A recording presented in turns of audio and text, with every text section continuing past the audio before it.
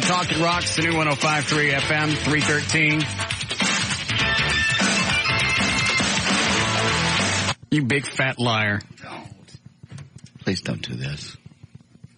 I was going to try and ignore it for at least like the first 30 seconds. I can't stand it. You big fat pumpkin-headed liar. What do you want me to say? You lied. You big liar. It's not as much as a lie as it was just an omission. It wasn't an omission. It was an omission. Do you want to talk about what it is that I lied about? I'm not talking to you. I'm talking to my new buddy, Trey. Yeah, he is your new buddy, isn't he? He's just moving to your house with you. Maybe he just might. Maybe he should. He's over there all the time anyway, getting your food, rubbing your back. He didn't rub my back. Why'd you tell him that? You're sick on Monday. Well, even eating the soup that Trey brought me. So I couldn't leave the house. I was sick. I take care of my buddy. I didn't know he was sick. I wouldn't have a chance. How would I know? Now, why would you need to call and tell me? You were undoubtedly sick. He brought me the soup after we got off the air. What, Monday? No, he brought me a salad. That's right. Brought me some more food. Yeah, I offered. I don't remember getting that email. All I remember is the big fat lie. He was afraid you'd lie to him and not show up. Shut up, Trey. I don't need your help. You baby stabbing liar. Quit it. You didn't stab any babies. And all right, so here's the story. JD sends me an email yesterday. Hey, Catholic Church is thinking about declaring bankruptcy. You want to talk about it tomorrow? I went, yeah, that's fine. Why don't you see if you can get Dover on, because he's big on bankruptcy. So Dover emails me last night. Hey, how you feeling? What's up with the Batmobile? Is it here yet? Chit-chat back and forth email. Hey, did JD call you about coming on tomorrow? No. Really? Not a word? No. So then I asked JD this morning via email, hey, did you call Dover about coming on today? He and I talked all day yesterday. He was at my house Friday. I knew it was a phone call, and Dover's not a guy that I want to book and bump. I didn't know if you were going to be here. Book and bump is my rule. I know, but he's a friend. Book and bump. When Dover comes on, and he knows he's going to be on, he's prepared. He'll clear out a whole afternoon for you because he knows you wander and you're always on schedule. So he'd clear out 2 hours for you, and I didn't think that was fair. I also knew that he was in town because he was at my house. Book and bump. Book and bump. Book and bump. He said a lie to me. He was at my house Sunday, and anyway, I talked to him all day. Yes, I understand that. So anyway, I email him. Booked it over. Still waiting on a time. I thought when you talked to him yesterday, you decided on a time. Isn't that what you said? Is that right? Mm-hmm. Okay. I just say. Yeah, we hadn't decided on a time. That was the truth. Or a day. So I specifically asked you today, hey, when you talked to him yesterday, didn't he open up his schedule for us in case we want to talk about the Catholic Church and bankruptcy? No. Because I'm sorry, what? I said, and I answered you, we didn't discuss the specifics. We talked all day yesterday in email, asking how you were, whether it was the Batmobile. What's the deal with Trey? What do you mean, what's the deal with Trey? Just, he seemed to be at your house a lot. I went, no, Trey tells me. Don't try and get me off the topic. He is at my house too much. In fact, Trey, you're making me feel queer. But you sat on the side burner for a minute. Oh, Jesus. So I knew he was in town. I knew it was a phone call away. Okay. And it was. And so when you emailed him today and went, hey, what time can you be on today? Can't make it today. Because you told him to say that. You didn't know that at the time. Well, it's not a time-sensitive issue. We could have waited one day. I'm sorry. When I said I want stuff on the air, when did I say I want it? I know, but I won that day. I realized that. Okay. But I didn't know if you'd be here today, and I didn't want him to clear out his whole afternoon and wait around. And you got to do the dance. Do the dance with me. Okay. Think about that when you're setting up guests. I don't mind setting up other guests. Do the dance. Book and bump. Dover's a friend. I didn't want him to do that. And I knew he was in town. So you got bumped before you could book him. That's reversed. That's a different song. And I don't have the music for it. Oh, God. I don't feel well today, please.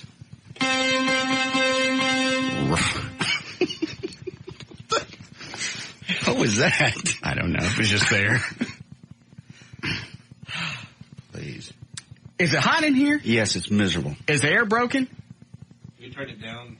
all day yesterday and it wouldn't work. Has anybody worked on it? Supposedly they worked on it this morning. Now, you're not lying to me, too, are you? No. I mean, we had people in yesterday, and they've said when we were out of it, they would mess with it. So supposedly they did it this morning. Mm-hmm. And I left a note for them last night, and they did say that they had worked on it this morning. So it's fixed. It's cooler than it was yesterday. By a lot. It's too humid in here. Mm-hmm. I don't feel well. Don't pick on me, please. What's wrong with you? I apologize. Is that better? But you lied to me. I knew it was a phone call. So now in the course of 13 years, you hit me and you have lied to me. Yes. Yes. I don't feel good today, please. And I've decided your punishment for lying to me. Fire me. Just fire me. Oh, please. Great. You have a contract. I can't fire you. No, you could. Too easy. Eddie, did you bring the wheelchair? Yes, it is. Is it equipped? Yes, it is. With what? Every firework that we own, we're going to duct tape you to the wheelchair, put the fireworks on the backside, and see how many it takes to propel you down the parking lot. No. I don't feel well today. It's cold. It's raining. I'm not going to ride in the wheelchair. And you're not going to duct tape me. You duct tape people like Trey. Been in the business 3 weeks. Oh, I'm sorry. So seniority? Yes. Keeps you from being duct taped as a 46-year-old man with 2 kids. Yeah.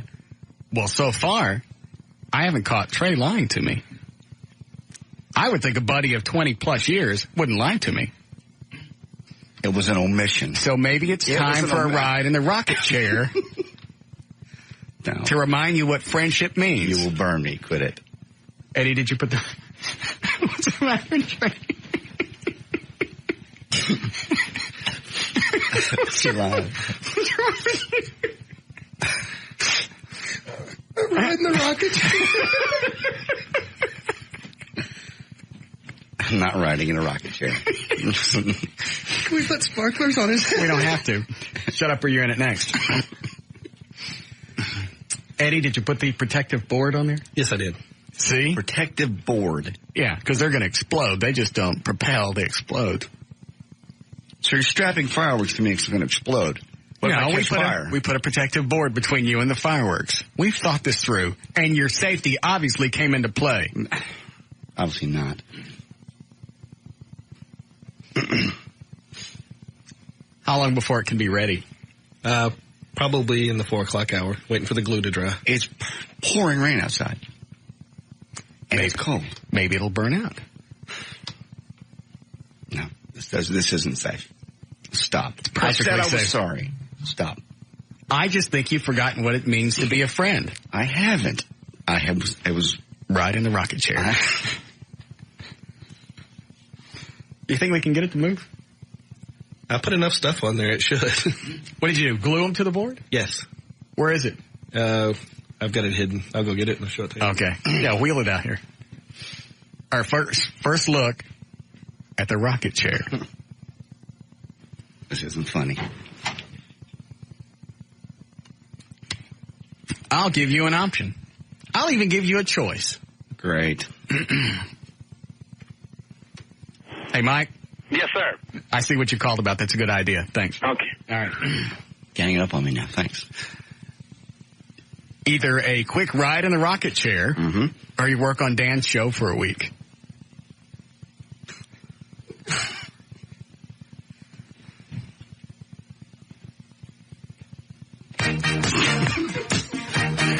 There's your thinking music. I'll let you know when your time's up.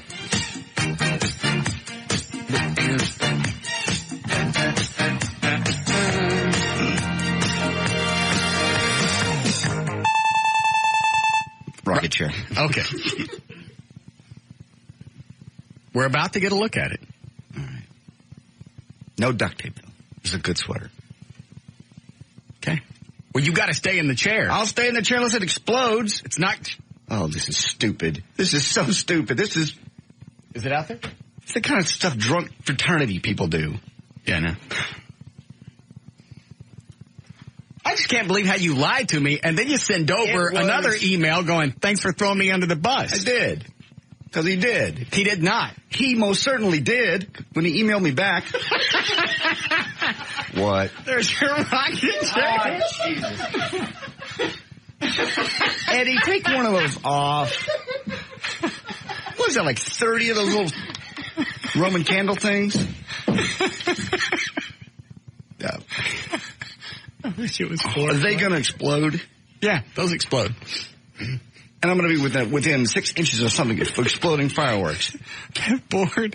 That board is a board.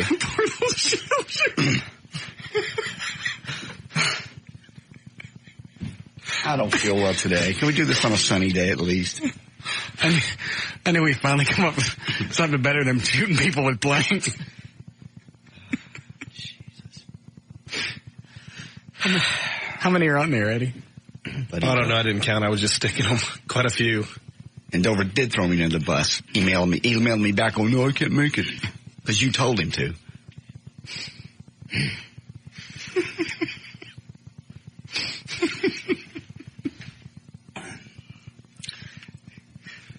Make sure we get pictures of this because nobody's going to believe this. You mean to see if Matt can come up and videotape it for us?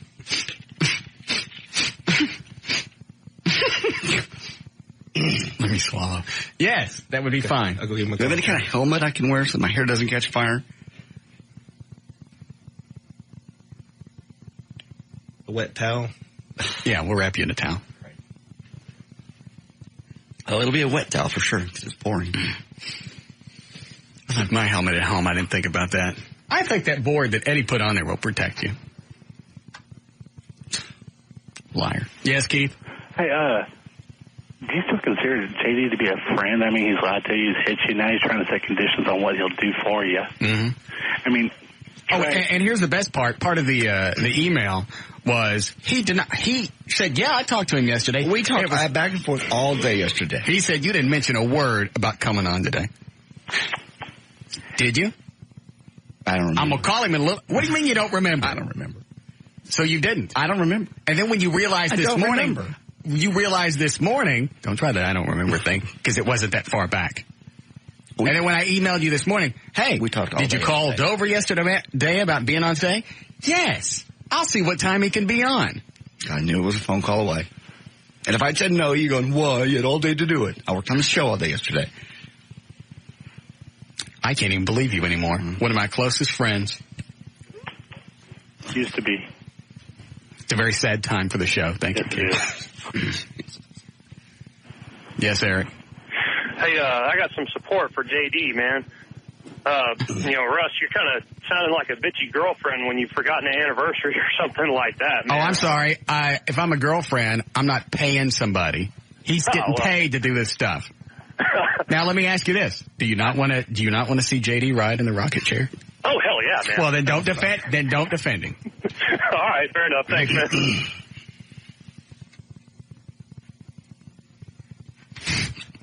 Trey's funny. That is a funny. Trey's right. That is a funny phrase. Maybe it's time for riding the rocket chair to refresh your memory. This would be funny if it was not happening to me. Hey, Trey could always up between now and then it could be him. Okay. And Trey would fight to keep from getting in that. He won't get in it voluntarily. We're going to hurt somebody one of these days with this crap. I just don't want it to be me in the chair when it happens. I like the added touch of the two great big rockets on the each handlebar thing on the side of the wheelchair. Where'd you get the wheelchair? Excuse me? Where'd you get the wheelchair? My friend Alex gave it to me. Same guy that worked for the Mach 5? Yep. Okay.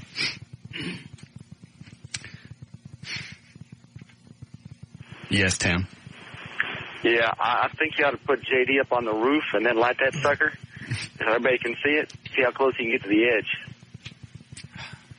Yeah, on the roof, people can see it from the freeway. No. Yeah, they can. They can see it from the freeway. I might I'll go over there and light up my lights. Honk my horn. I'll point.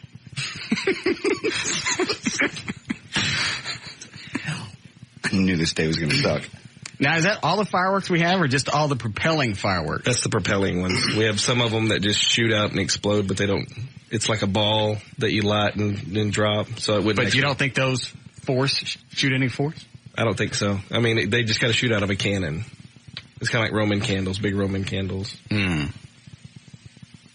Where we going to be able to do this? They none of those shoot anything out, right? They just they shoot little balls out. But it's kind of like it's like a rocket, and then every once in a while a ball will start shooting out. Okay. We may have to duct tape you in because you're going to get out. You're not duct taping me in a chair. I'm wearing a good sweater. I volunteered to sit in the damn thing. No, you were sentenced. It's time out for you. Time out for JD in the rocket chair. Did you get a hold of Matt? He can't make it, so I'm lining up just a digital camera to take pictures. All right, but we'll get plenty of pictures then, right? Oh, yeah. Good. Perhaps a helmet for Pussy. I'll figure out something. Let's see you sit in it. I didn't lie to anybody. I just didn't want to worry you. I knew you had your mind full of things, and I knew Dover was a done deal. Obviously he wasn't. He told you he wasn't available today. Because you told him to. Not the point. I talked to him every day. I knew his schedule, and I knew what he was doing.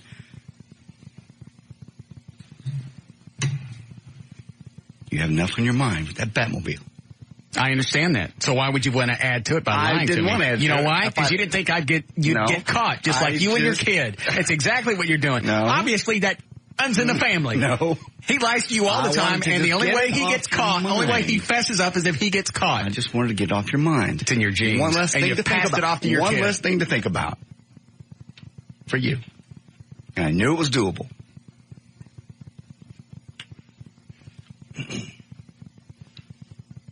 People around the lobby admiring your rocket chair. Yes, I see.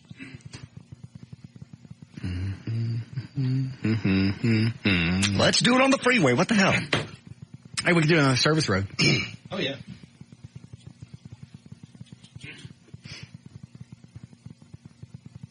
We'll decide. You ready to do news, Elton? I get it. Rocket Man.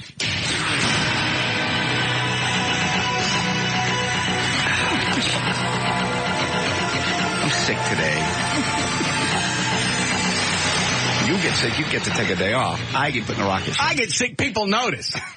What does that mean? What does it sound like it means? You take the day off. And you know why? Because It's the Russ Martin Show. 3:31. Davey Ryan's on the new 105.3 FM Talk with News. Thank you, Russ. News brought to us by Blockbuster Video. Dan from the Dan Lewis Show will be at Blockbuster Video on Preston Road at Beltline in about 30 minutes. People are already lining up for this because Emmett Smith, the NFL all-time leading rusher, he's going to introduce his new Blockbuster exclusive DVD from 4 until 6. So people are lining up now. If you want to see Emmett, once again, Blockbuster Video, Preston Road at Beltline. It's Tuesday, December. And you know Dan's going to take credit for all the people being there. Oh, yeah. Have nothing to do with Emmett Smith. Leading rusher of all time. It is of all time, right? Yes. Leading rusher of all time. People have been lining up since about 1 in the ring. And you know Dan's going to come back to Bob and go, you see? And you thought I couldn't pull off my own show. Who are these people? They're here for me. Emmett's a side dish.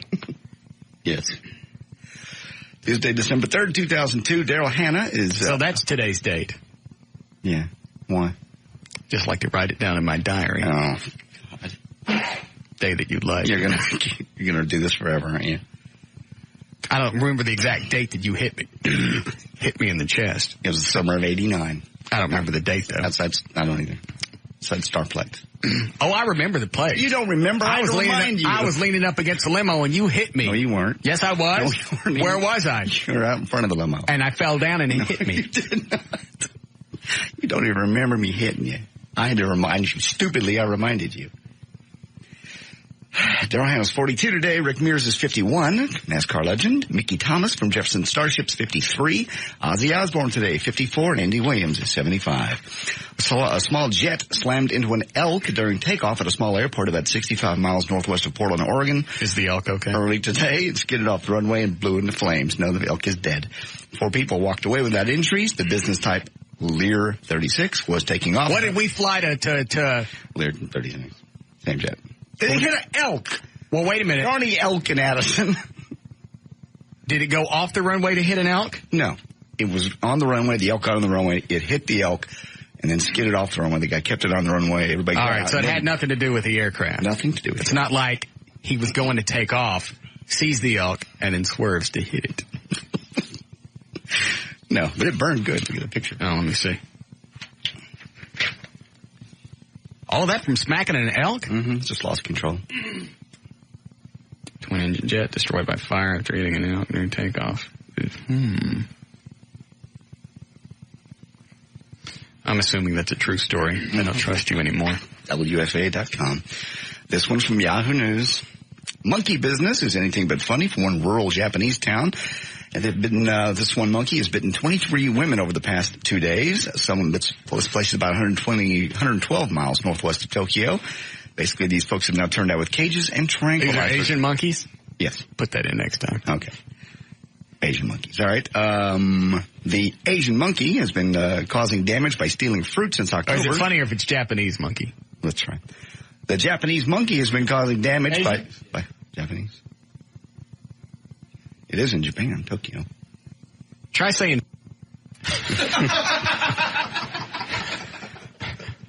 No. This Japanese monkey has been causing damage by stealing fruit since October. This is the first time it's actually harmed people. Among the animal's victims was a 27-year-old television... Say it, I'll hit the delay. No, you won't hit the delay. You're just trying to torture me today. The TV guy was bitten on the back of the leg early Tuesday, apparently while preparing a shoot. Most of the other victims were attacked while taking out household garbage. Steve Nash scored 7 of his 25 points during a crucial fourth quarter run as the Mavericks extended their home winning streak to 9 games with a bruising 113-102 victory over the Toronto Raptors. That was Monday night.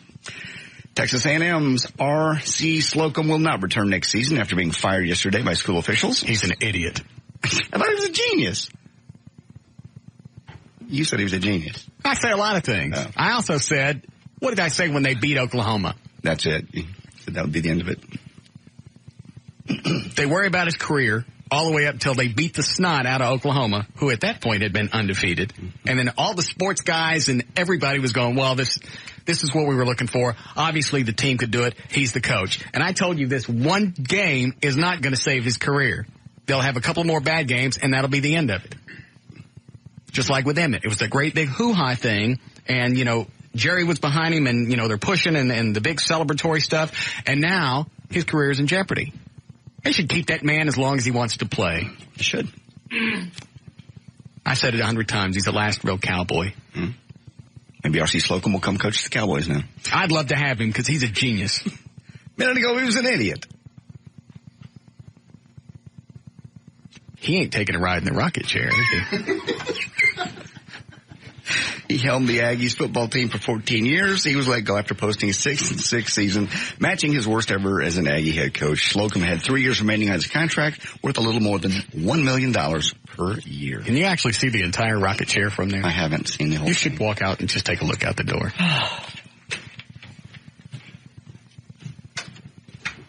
Oh, Jesus. I'm reconsidering the Dan Lewis thing. See, the rocket chair... Those side rockets are gonna burn me. They will not. They're right where my hands will be. Well, don't put them up there. I should put them over my head like I'm on a roller coaster. Yeah. Do we have a coat? Did you bring a coat today? Yes, of course, it's cold and rainy. All right, wear your coat. It's because what burns my coat. Coat or skin? Should have thought about that when you lied to your buddy. Eddie, don't lie to me. I haven't caught Trey lying. I was trying to keep you from having something to worry about that I knew would be handled. Mm-hmm. If I hadn't talked to Dover in 2 weeks, then I'd say I have no idea if he was in town. But I did. Go ahead. A blind Chihuahua named Radar was attacked by a hungry owl that mistook it for dinner. Jim and Sandy Brinkley of Charlotte, North Carolina, let Radar out for his nightly wee. When an owl swooped down on him, Sandy scared the owl away, but not before the dog suffered a punctured lung and cuts from the bird. Did the dog die? No, dog is okay. Dog survived. Mm-hmm. Blind Chihuahua named Radar. Okay, did I ever give you the audio? No, I didn't. Austin Powers and Goldmember released on DVD and video today. And, of course, you know the story. Mike Myers, cut number 1, talks about his objective when making Austin Powers and Goldmember. Well, don't just hand me the audio and expect me to be ready. Mike Myers. On Saturday Night Live, I sometimes would play 6 different characters in one night. At Second City, I would often play 15 characters in one night. The idea of switching between the characters with a day between or 3 days between was a complete luxury for me. Well, aren't you just a genius? The thing that's hard is when you play one character, you have that many set of costumes. How horrible it must be to take 6 or 7 months to fill an hour and a half in a movie theater. 3 and 4. What a huge, big-headed genius you are. The complexity of things that you have to sort of be acquainted with rises exponentially. Hour and a half. That's all he's got to fill. He's got 6 months and an entire crew to fill an hour and a half in a movie theater. Mm-hmm. And now he's a genius. Yeah. I've always played many characters. It was a luxury. Well, of course it is. When you got time to think about it, you don't have people around you lying to you. Please. Just want to cut number 2. Vern Troyer was asked what it was like not to have any dialogue for his character Mini-Me in the movie. It's very challenging, definitely. Just trying to show your... You speed that up again? No, I didn't. That's really him. He's tiny. He's a little guy.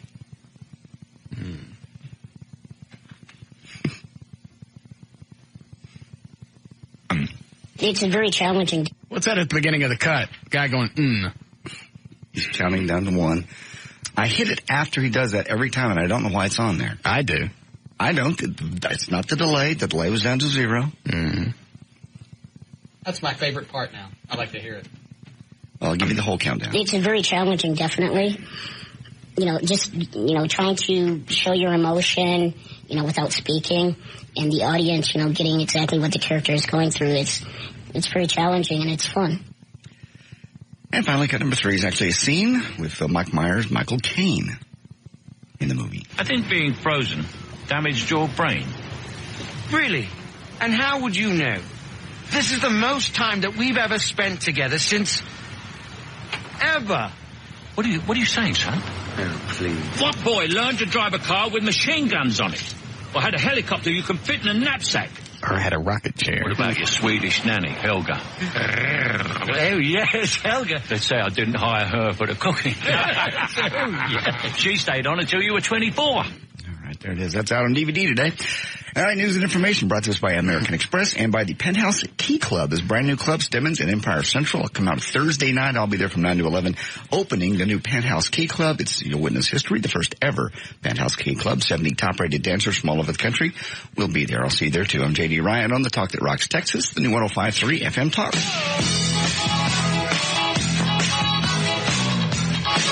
More of the Russ Martin Show coming right up. And now, back to the Russ Martin Show with J.D. Ryan. Producer Trey Trentholm. Associate producer Eddie Boyd. And Jonathan Dodge in the new 105.3 FM Talk White Lightning.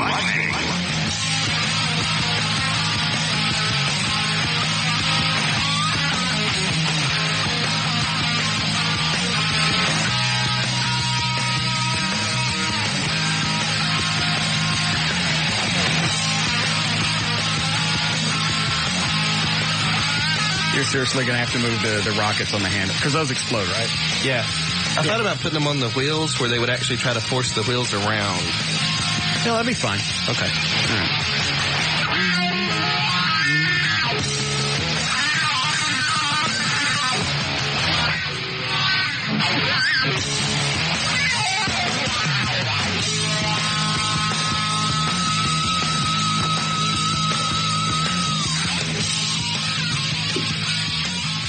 What?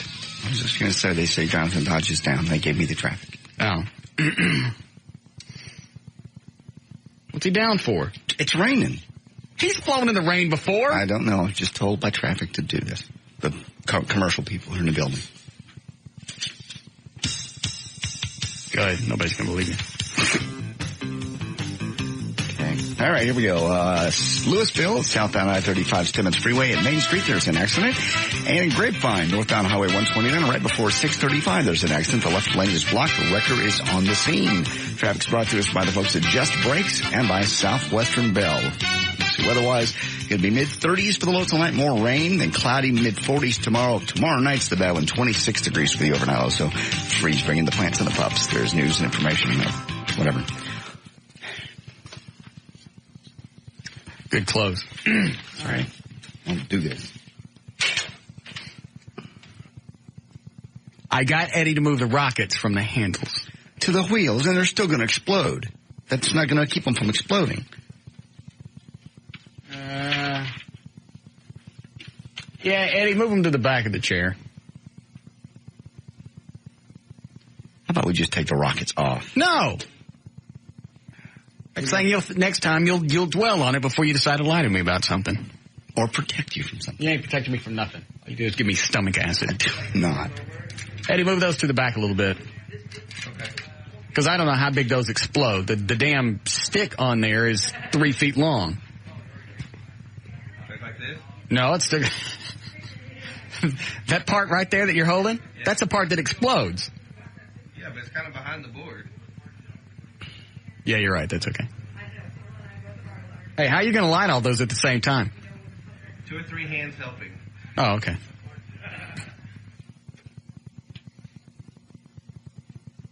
Won't be long before the big rocking chair ride. Okay, I need some time off anyway if I get hurt. You're not going to get hurt. All right. Oh, and let me answer this. Let me answer the emails. Let me answer everything. No, the car is not here. I don't know where the F the car is. Did you call Mark today like I told you? Yes, I left him a message. What'd you tell him? I asked him if he would to return my call so he could get a status on where he is with the Batmobile. Thank you. I do know it's not on its way. Is there a certain delay? Specific problem? I don't even know anymore. Mm. That's why I said, when it's here, it's here. I waited all weekend for it. Finally found out Sunday night that he was still in California. Oh, true. Trey said he moped around the house all weekend.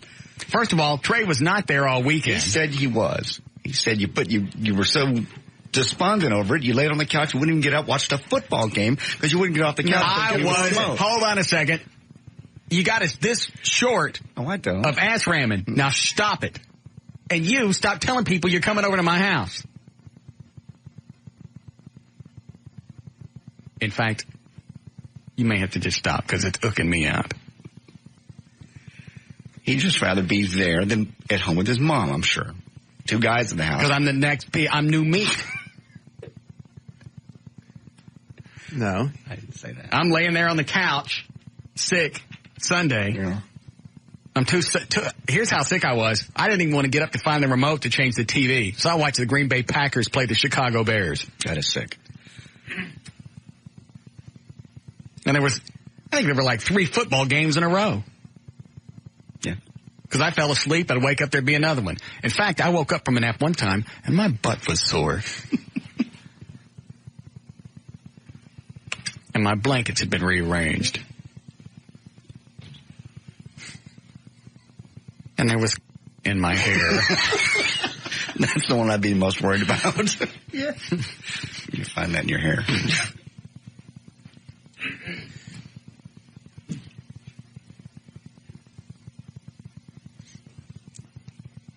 Why don't you go date somebody and stop hanging out with me? Because even I'm thinking I'm queer now. It's just that you're 2 single guys, neither one of you are in a relationship, so it's no big deal to hang out with each other. And he'd rather be. Well, I was going out with Christy. Yeah. She gone? Well, she was, but not because you and I rolled her house. Shut up. Shut up. Shut up. Their statute of limitations is not up on that. Quit it. Nobody caught us. Nothing funnier than two grown men. One of them almost 50, rolling some chick's house. It was funny. She was with her family all Thanksgiving and into Friday. So JD came over Thursday night. Stayed over. Did he sleep over? No, he didn't sleep over. No, I go home. Jealous? Yeah, did you hear that? What, did he sleep over? He bring you anything? So we decided to go roll her house. I didn't think you were really going to do it. So you think I packed up all the cheap toilet paper for nothing? We're not sure if somebody called the cops, but as we were getting back onto the main road, out of the neighborhood area, cruiser pulled in. Go. I get that same feeling the time you walked the ticket at Poncho's. First of all, you were with me. Second of all, I know I didn't walk the ticket. You didn't pay.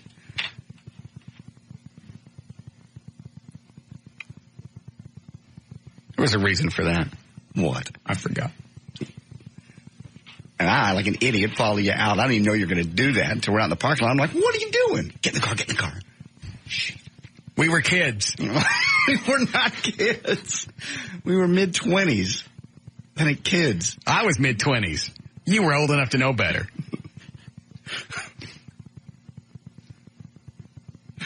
First crime. It's not against the law to roll somebody's house, is it? I believe it is. It gets... Or what do the kids call it? TPing? TPing, yeah. Rapping. Yeah, that's what we did. It's fun. It really is. The good arch going over the top of the tree. Does she have anything to say about it? No. She didn't get a chance to. Because then we got in an argument over the weekend because I didn't tip somebody at Starbucks. She expected you to tip someone at Starbucks? We got in the car and she goes, did you tip them in there? I went, no. Why am I going to tip somebody to serve me water that they pushed through beans? I don't understand that either. Why is even there a tip jar? That's like tipping somebody at McDonald's. That's exactly a Coke. That's exactly what it is.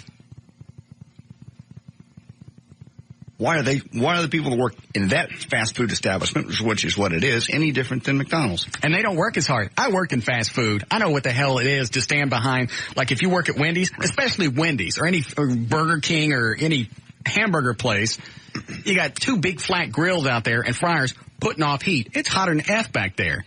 And you work one of those in the summer to get somebody their food in, 2-3 minutes. Those people deserve a tip. Mm-hmm. It's the people who work at restaurants who have time, walk around back and forth. They don't have to work in the hot kitchen. Those are the people at the fast food that deserve the tip. I'm not giving somebody at Starbucks a tip. I paid like $9 for 2 cups of something. Mm-hmm. I don't even go to Starbucks. Do they have a tip jar? Or yeah, it's right there. It's right there as you're standing at the counter. It's just to the right, underneath some kind of funky looking cookies. And they really expect you to drop your change in there and whatnot. It's not going to happen. I'll swallow it and watch it come out in my grunt before I'll give it to them. I don't understand that, but... So we get in the car and she said, did you leave anything? No. Why am I going to drop off $1 or 75 cents or whatever for that? They turned around, they poured me some stuff that came out of this thing, took some milk that had been sitting out on the counter in a bucket of ice, took them all of about 3 minutes, and I'm going to give them $1? Mm-mm. So she goes back in and drops money in there. Oh. Did you guys actually fight about this, or was this... Did you leave her at Starbucks? No. Oh, that'd have been good. I should have changed the story to that. So I left the bitch there.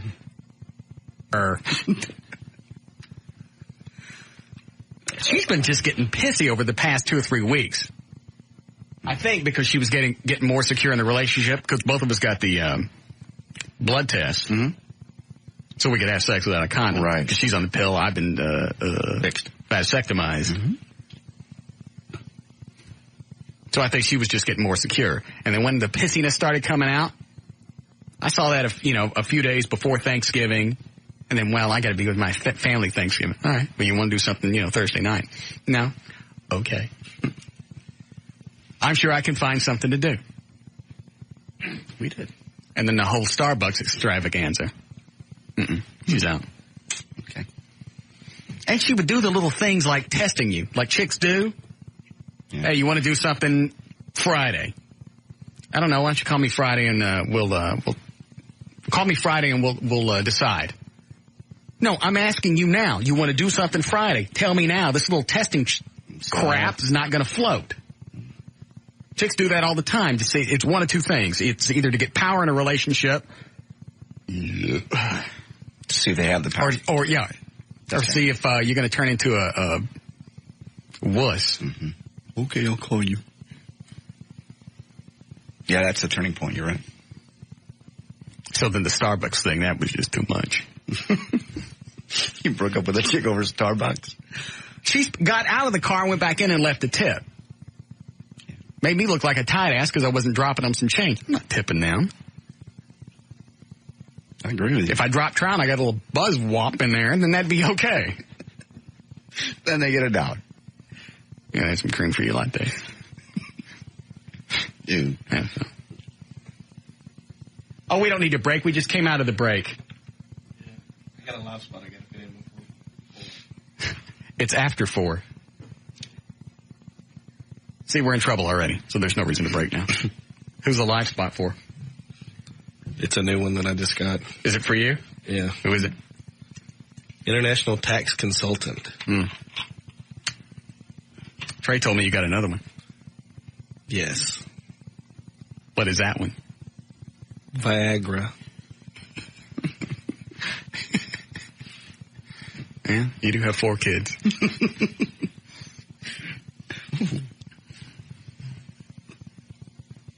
Have you been enjoying the Viagra?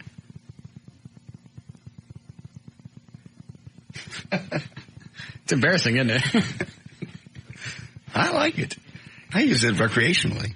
I like it. I have to. I like it because you can, up until now I was using condoms. Mm-hmm. And I have a problem with sensation. So I lose my thing with a really tight condom. Mm-hmm. Plus I'm so big it hurts. Mm-hmm. Yeah. But the Viagra's good. Yeah. And even after you, it's a tactful way to say this, blow a load. Yeah, you stepped around that one pretty good. You're ready to go. Yeah. You're ready to go again. Yeah. And again the next morning. Yeah.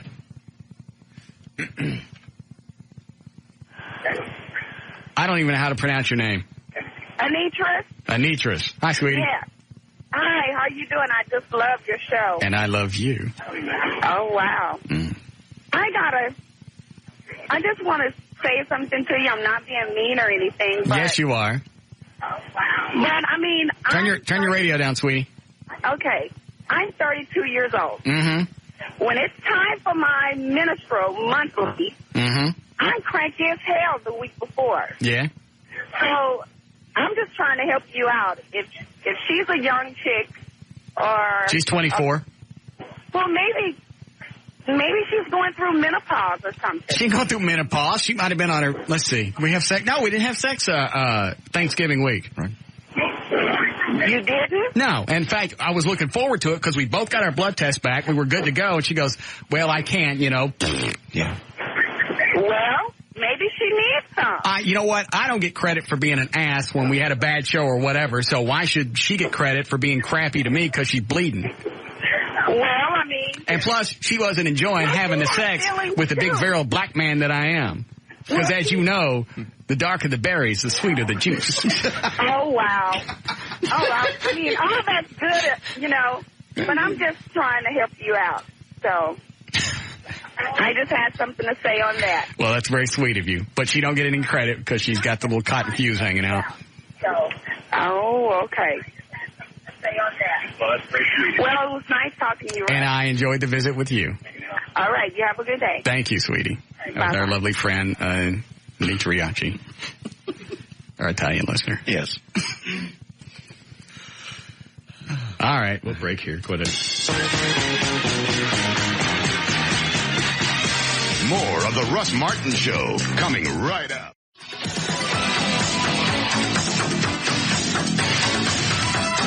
Call Russ now at 214-787-1053.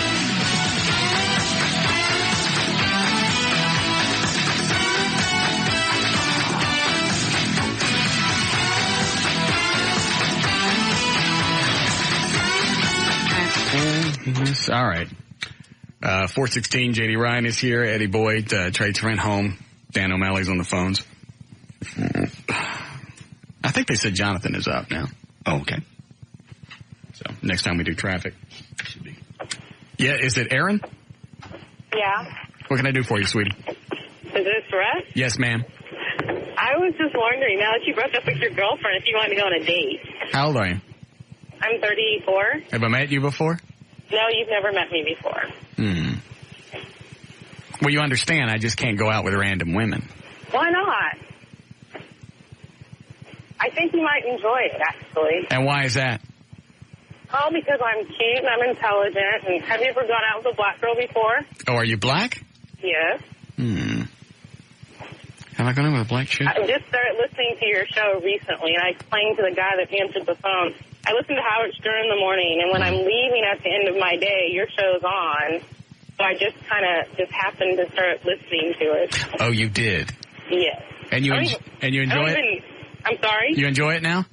Yeah, I do, actually. You like me better, right? Like you better, uh-huh. Okay. I don't even know what you look like. That's okay. So you want to go out and you have no clue what I look like? No. You ever seen Terry Dorsey on where's he working? KSCS? Terry Dorsey. Oh, no. Did he used to do the sports for... No, that's his next job. No. Anyway, I could be some short, 5'7" fat man, bald-headed, gap in my teeth. Used to sell GMC trucks. I could look just like that. But that doesn't matter, though. Looks aren't always important. Yes, it is. That's the most important thing. You think? Yes. I never go out with a guy if that's the first thing I'm attracted to. Why do you think every time that you go to, or you see these people at dating services, they're all doggy? It's a McFrugal's for people. That is not true. McFrugal's for people? It is. It's discount. It's people that can't get dates, and now they've been put on the clearance. They've been put in the clearance buggy. No. Yes, they have. We did that TV show at one time, and I found a really hot chick there. First of all, we faked all of that. Oh. Because everybody that they had, we didn't want to go out with. So we had to bring our own ringers in. I haven't been there a long time then. Well, how do you find the women you date? I have a 100,000-watt dating service. You have a 100,000-watt dating service? Yes. How did I meet you? The telephone. Yeah, that's right. I called you. The radio show. There you go. Well, if you'd like to come up and let me eyeball you, that would be fine. I don't even know where y'all's office. What part of town are you in? I'm at Preston and Royal right now. Oh, well, you're not that far from here. Or actually, you are. I forgot we moved. Where did you move to? Well, I can put you on hold and Dan can give you directions. You're welcome to come up. Don't take nothing. Don't take anything? Stop it. Okay, I'll come up there. There you go. Don't take nothing. I won't take anything. Okay. Okay. We're going to watch. We have security cameras. All right. All right. How tall are you, by the way? 5'8". What do you weigh? 130. 5'8", 130. Is most of it in the back end? No, I have a pretty athletic build. Really? Yeah. I am the Sir Mix-a-Lot of the new millennium. You are? Yes, I am. Well, why don't I just come up there and then you can make a decision? Yes, I'd like to see your onion. Okay. Drive over here in your hoopty. Let me see your onion. Okay. All right, we'll see you soon. Okay. Kill Whitey. I do. I like big butts. Baby Got, what was that? Baby Got. Oh, was that the name of it? There was a song he had out. Yeah, it was Baby Got Back. Back, that's it. I always thought it was I like big butts. No. Go see if Wild's got that. Oh, God. I want to hear it now. I just like the first part. Yeah. Oh, is the guy from Fidelity here to pick up the underdrawers? Yes. Bring him in. Where are the underdrawers? Are they sealed? They're in a... Oh, they're not sealed. It's open. God, blue and yellow make green. What's the matter with you? Seal us next time. That doesn't look like chicks' underwear. Yeah. FTL Sport. Is that chicks or guys? I don't know. Where's the email that went with this? Some guy sent me an email, said he thinks his wife? Yes. We've been married 22 years. This morning I found a toothbrush in my wife's coat pocket that she wore when she went out, quote unquote, shopping yesterday. This made me suspicious, so I checked her underwear she was wearing yesterday, and there's something in the crotch, and it's not mine. If you could have these checked out, I would appreciate it.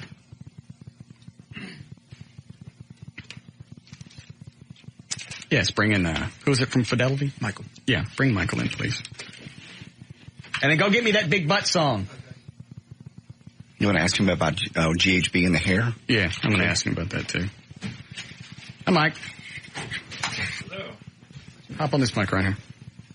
How you doing? About your gift? Well, thank you. You don't always have to bring a... Well, actually, you do. It always seems to make you so happy when you pull it out. It's just something about a great big... I went on the Jack Daniels website yesterday because I wasn't going anywhere. I just sat there. Right. And just looked at Jack Daniels facts.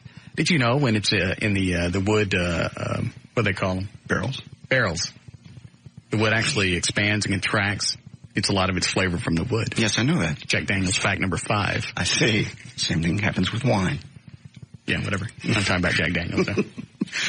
Yes. All right. I never got a chance to ask you after you guys did the test on my hair, where you found absolutely nothing, right? Everything was negative. Okay.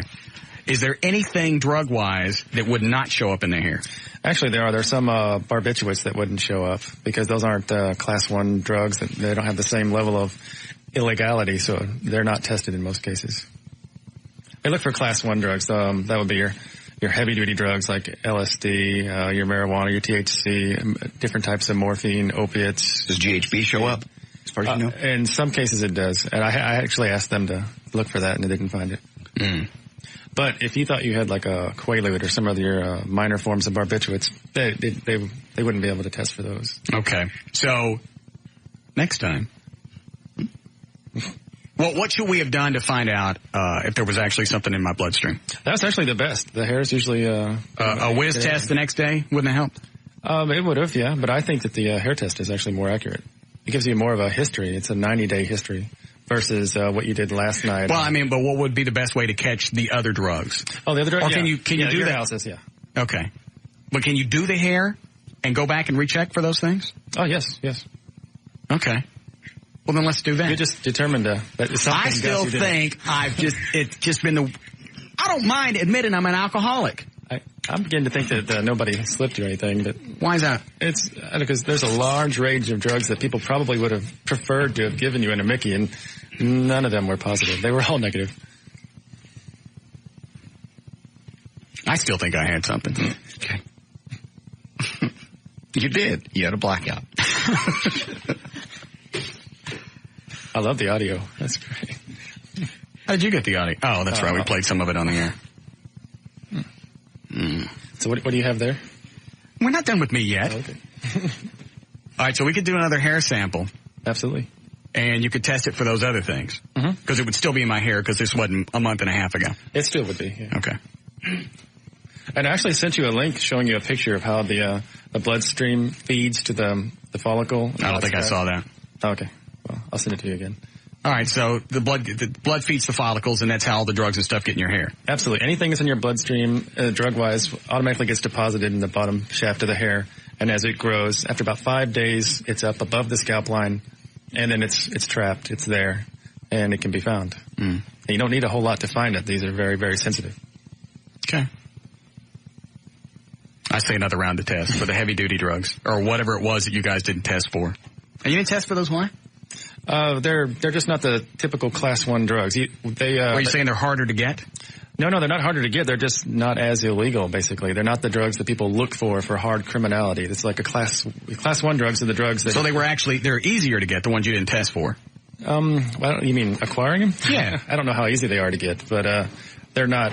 Well, you said they're not as illegal. Well, there's class 1, class 2, class 3. And well, class 1 is like the hard range drugs that are all illegal. Yeah, if you get found with, basically, if you get found with morphine in your system, that's a hardcore drug. That's automatic, But you guys didn't check for, like, prescription drugs?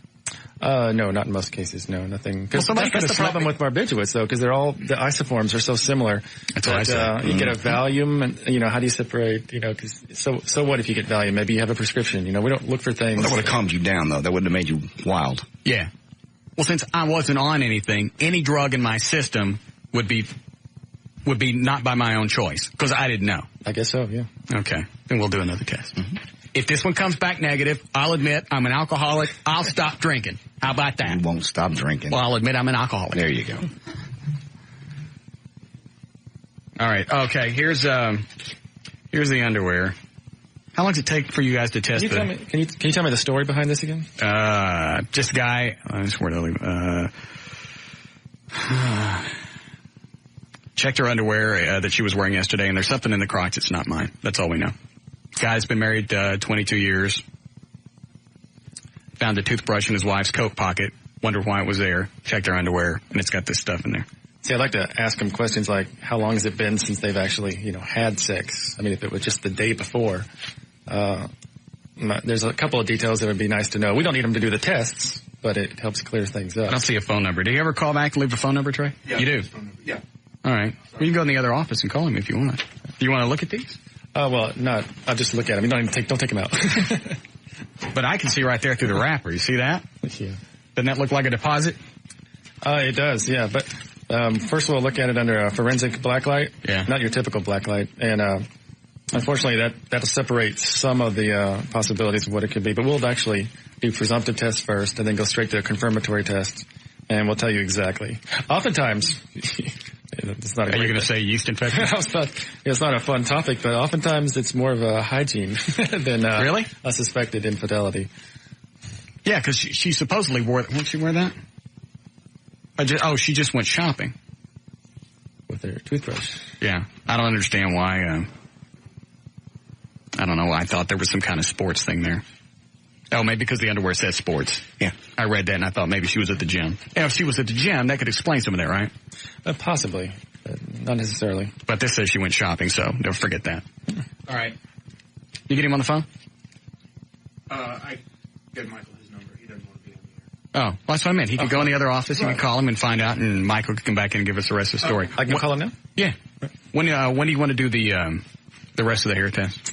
I can come up... Well, I can either take the samples now or take them when I come back and give you the results. For this. Either way, did you bring your hair scissors? No, I didn't bring anything like that. Well, when you come back with the results. Okay. So you want me to go call this guy now? Yeah. Right. Get the story, see if there's anything else going on. Okay. All right. It's Michael from FidelityDesk.com. Test? Yeah, FidelityDesk.com. All right. Official drug testing of the Russ Martin Show. Eddie, do we need a break before news? No, we're okay. Yes, Mark? Hey, Russ, is that guy that wanted to kick your butt for wrestling tickets, is he going to be at the SmackDown tonight? He should. I told Trey to get him the tickets. Why? I worked there, and I thought that maybe we could harass him a little bit. Well, you could do that. I don't know if I would give him too much crap. Obviously, he's got a heart condition. Yeah, that's true. I forgot about that. Can you guys get him any place special? I can, if you take me off the air. Okay. I'll put you on hold and give that info to O'Malley. Okay. All right. Thanks, Mark. I just feel bad for him because he keeps going into the hospital. Panic attacks, apparently. I think that's what it is. Yeah, just what he's describing. They take him in. They can't find anything wrong with his heart, but he feels nervous when he gets out and panicky and wants to get home. And, that sounds like. Okay. All right. You ready to go? Mm-hmm.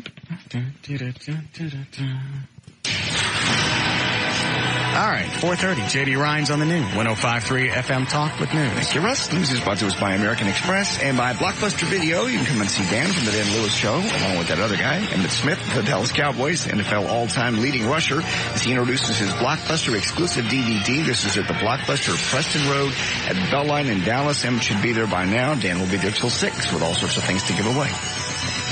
Coffee and chocolate could form the basis of new drugs to treat cancer, heart disease, and inflammation, according to new scientists. They found that caffeine can block an enzyme that is crucial for cell growth.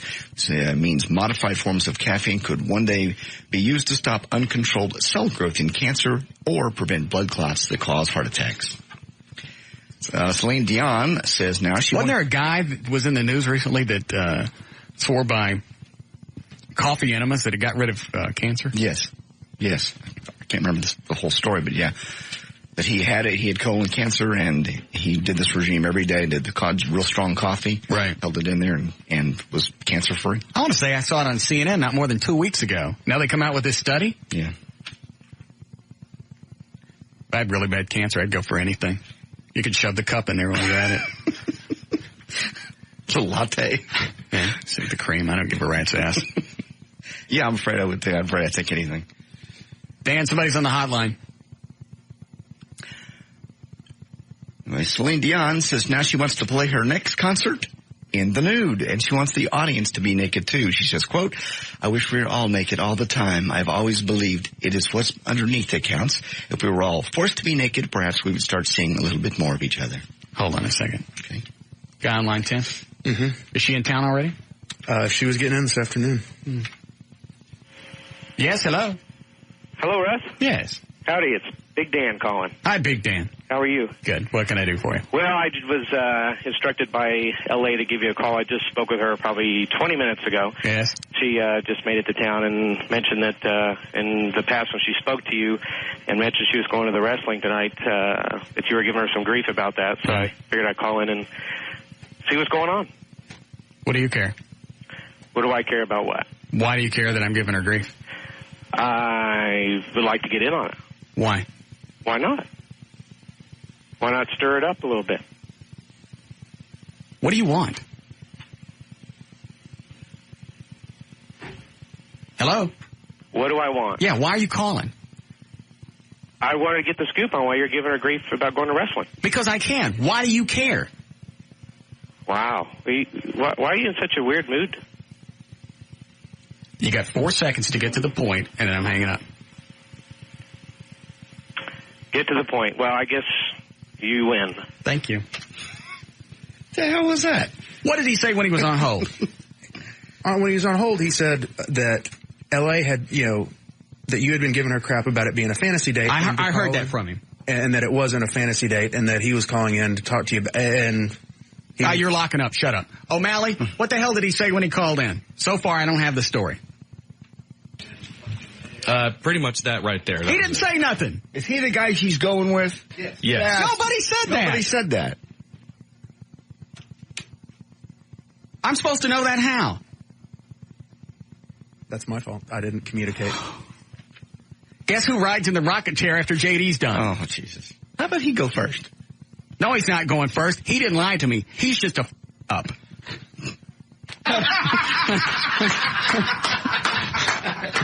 I'm going back to using the beeps. That one got out.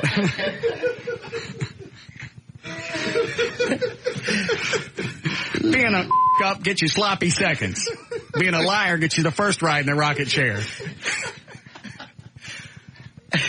All right, so this guy's the one taking L.A. out on the date tonight, and it's not a fantasy date. That's what he was calling to say. All right, so, and that affects me how? I have no idea. She's not on the show this week. I'm not talking about her. I'm not seeing her. She's not coming up. I warned her last week, if that's the way you're going to do it, and that's where we're going with this, don't mess with me, because I don't have the time nor the inclination.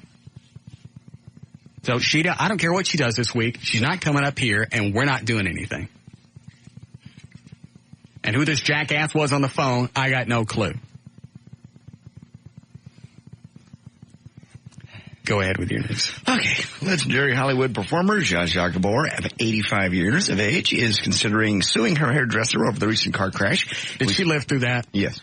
Her 8th husband. All right, take her back off my Deadpool list. Frederick von Anhalt threw out the figure of $100 million that might be claimed as damages from the unnamed hairdresser who was driving the car that crashed last Wednesday on LA's Sunset Boulevard. Gabor is said to be in pain, but her lungs, heart, and brain are all fine. Cedars-Sinai Medical Center still calls her condition serious. Oh, really? Yes. Oh, so she's not out of the woods yet? Because I figure when that happened, she's 85, she's in a car wreck, she's in a coma. That's 15 for sure points on the Deadpool list right off the bat. Would be. But it appears she's going to live. Well, if she's thinking about suing somebody, damn. She's got less than a month, too, to kick. Do I have any points at all? 13. Who was that from? Jonathan Harris. Oh, that's right. Do you want Faye Ray back on your list? No, I'm sick of her. Bitch is going to hang on forever. Speaking of people that are gone. Who's gone? Slain Run DMC star Jam Master Jay receives a special all-star tribute at this year's Billboards Award that will air, by the way, December 9th on Fox, and it's going to celebrate the DJ's life and times. And finally, time for the annual report on how many of you will make complete asses of yourself at this year's office party, according to a new survey out. It says... Did you get me my Run DMC song? I mean my Sir Mix-a-Lot? That just reminded me. You can keep reading. Oh, the biggest offense at most Christmas parties? Inappropriate dancing. 44% of ashamed workers admitted to grinding and or booty shaking. 31% said they shared a passionate kiss or a grope with a colleague. 20% broke something while drunk, and 20% vomited at the party. There's news and information. We had somebody vomit on a cat one time at the New Year's Eve party. Or Christmas or New Year's? I can't remember. I think it was a Christmas party. We told you that, didn't we? Yeah. Greg Stevens, the program director over at the Eagle, got sick and vomited on a cat. That's just funny. He did. He was in the area where they had all the food. Yeah. And there were like those shutter blind type closing doors on each side. Right. And he yaks on the cat. We just happened to go in there and he's like trying to clean them off on the air. We said with sponge cake. He was really using like towels and stuff. And he's in there, he's going, help me. Oh, we're going to help you. Hey, Tom! Guess who yacked on your cat? It was funny. That's good. Well, someone will do that at the show. Oh my God. Becky, look at her butt. It is so big. I don't like this part. She looks like one of those rap guys' girlfriends. But I like the video from who this. understands those rap guys? They only talk to her because she looks like a total prostitute, okay? I love this song. Her butt. What? It's just so big. I can't believe it's so round. It's like out there. I mean, gross. Look. She's just so black. I like big butts and I cannot lie. You other brothers. Didn't Cameron Diaz dance to this? Yeah. Was it? I think in Charlie's Angels. Was she dancing to this when she was in her underwear? I can't remember. No, I think this was the Soul Train. Oh. My homeboy tried to warn me, but that butt you got me. He's so horny. Ooh, rumpa smooth skin. You say you want to get in my bins? Well, you. Whatever happened to this guy? Is he alive? Oh, yeah. I seen her dancing. To hell with romance and sweat. I like to go about 2 weeks ago. I'd like to have Sir Mix-a-Lot on the show, please. Okay. Thank you. And flat butts all the thing. Had the average black man and asked him that. She got a pack much back. So, fellas, your girlfriend got the butt. Hell yeah. Shake it, shake that healthy butt. Baby got ballet. Yeah, I guess it was a Soul Train thing where she's dancing. God, I love to watch her dance. When she was doing that thing in her underwear. Yeah. And she's looking in the mirror, looking at her ass, shaking it. I don't know how she kept her finger. Because it's hers. I know, but still. I know. Yeah, you wonder if she ever looks at herself in the mirror and just goes, where are somebody so I can do me. Double up, I ain't talking about Playboy, because silicone parts are made for toys. I want them real. All right. News and information brought to us by the Penthouse Key Club. I'll be there Thursday night from 9 to 11 o'clock. It's North Stemmons in the Empire Central. Come witness history to the first ever Penthouse Key Club. I'm J.D. Ryan on the Talk That Rocks Texas, the 105.3 FM Talk. More of the Russ Martin Show coming right up.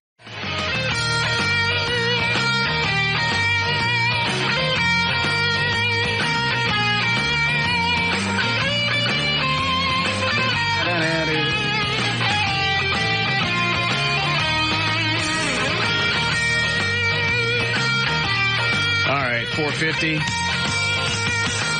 Check on traffic. Jonathan Dodge at the controls of the new 105.3 FM Talks. White Lightning. Why, thank you, Russell. This report brought to you by Best Buy and by Nextel. No accidents to report on Dallas highways, though there are some delays just at too many cars and not enough road. A couple of ramp closing southbound. 75 Central exit ramps mid-park closed for construction. That'll be done. About the same time you forget it ever existed. Also eastbound 930 exit ramp to Lancaster Avenue also closed for repairs. This report brought to you by Diamond Shamrock Corner Store, Total and Stop and Go. Check out Shakira at the Pepsi display at Diamond Shamrock Corner Stores, Total and Stop and Go. You can win a home entertainment system or Shakira CD. See store for details. Diamond Shamrock, keeping you on the go. That's traffic. I'm Jonathan Dodge. And the new 105.3 FM's White Lightning. Thank you, Jonathan. Say goodbye to the nice weather till at least Saturday. Going to be rain tonight, mid-30s, mid-40 for the high tomorrow, and then maybe by tomorrow night down to 26 degrees. We have 44 degrees currently at the Talk That Rocks, Texas, the new 105.3 FM Talk. All right. Want to see what Michael from Fidelity Test found out from the guy that wants to have the chick's underwear tested. Well, brainchild just walked by the studio. Oh. That's all right. I can find out later. You about ready for your rocket ride? No. I am not. And you keep strapping other stuff to it. It was bad enough at 3. Tell him to take those. I'm not telling him to take anything off. You lied to your friend. It doesn't mean you get to blow me up. I agreed to certain... and you didn't even admit that you lied. I was trying to keep you from having a problem and worrying. You even lied to me after you got caught lying. I did not really. Yes, you said... Well, no, I knew it was a phone call away. Benjamin? Yes, sir. Did he ever mention to you at any point in time yesterday talking about the Catholics in bankruptcy?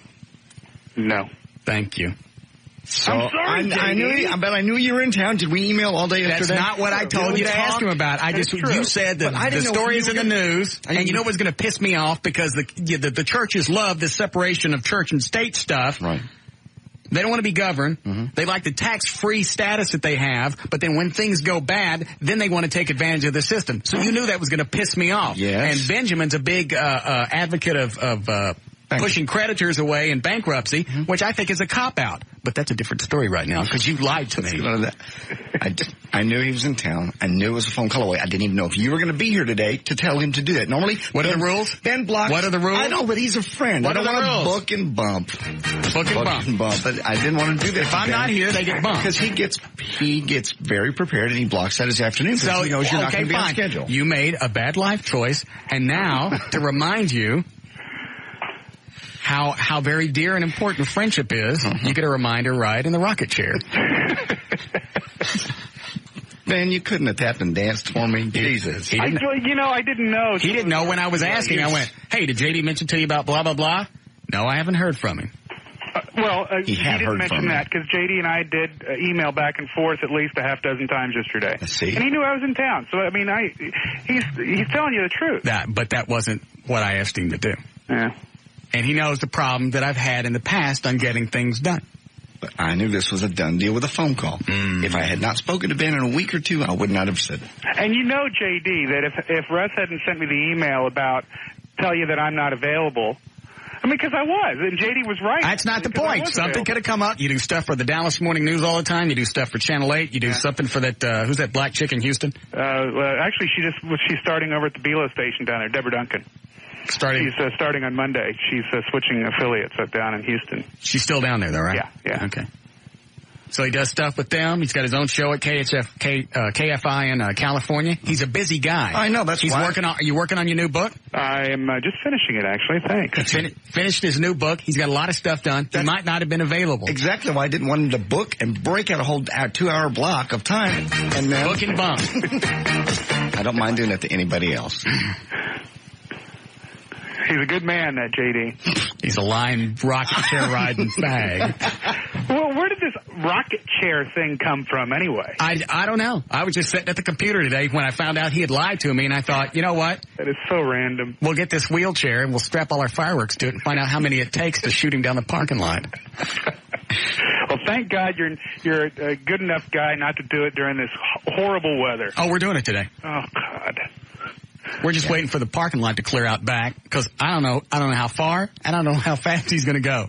Well, and I don't know what's going to happen when these things explode. Personally, you're going to use him for target practice with a potato gun. Thank God you're not going to do that. No. Mm-hmm. That was Trey. It scares me to be in the same building with that thing sitting out there in the lobby. Yes. It's become the museum piece. Everybody in the buildings come by to see one. They have to come by and see the rocket chair. You going to get pictures on the website? So from now on, Ben, if he asks you, yes, I talked to you. I know. I know. We got it covered. We got it covered from now on. Oh, Ben's going to rat you out every time. He even sent me the emails when you were bitching at him for throwing him under the bus. No. He told you to? I told you. I don't care. He's got the finger on the button. You know how it goes. It's like dealing with the mafia. Thank you. You could have said you deleted him or something. No. Oh, he knows better. He keeps everything. Hold on a second, Benjamin. Yeah. Yes, Bob? What the hell are you thinking? You can't be firing a rocket chair off the parking lot of the radio station with one of our employees strapped to it. Are you nuts? Are you out of your mind? Here we go again. I mean, liability insurance. See, it's another host job. You can tell. I'm serious. He's overacting. If I get hurt. Last time it was fire alarms in the building. Now we're going to be burning up employees. What's going on? What if we do it on the service road? I'm still an employee. That's not our property, is it? No, it's not. Bob. All right, that's fine. I told you it was a hose. Damn it. Thank you. You still have the option. No, I'm not going to do the other option. It's either the rocket chair or it's a week with the Dan Lewis show. The rocket chair is probably not going to last. Eddie, how long will those things probably burn? 15, 20 seconds. See?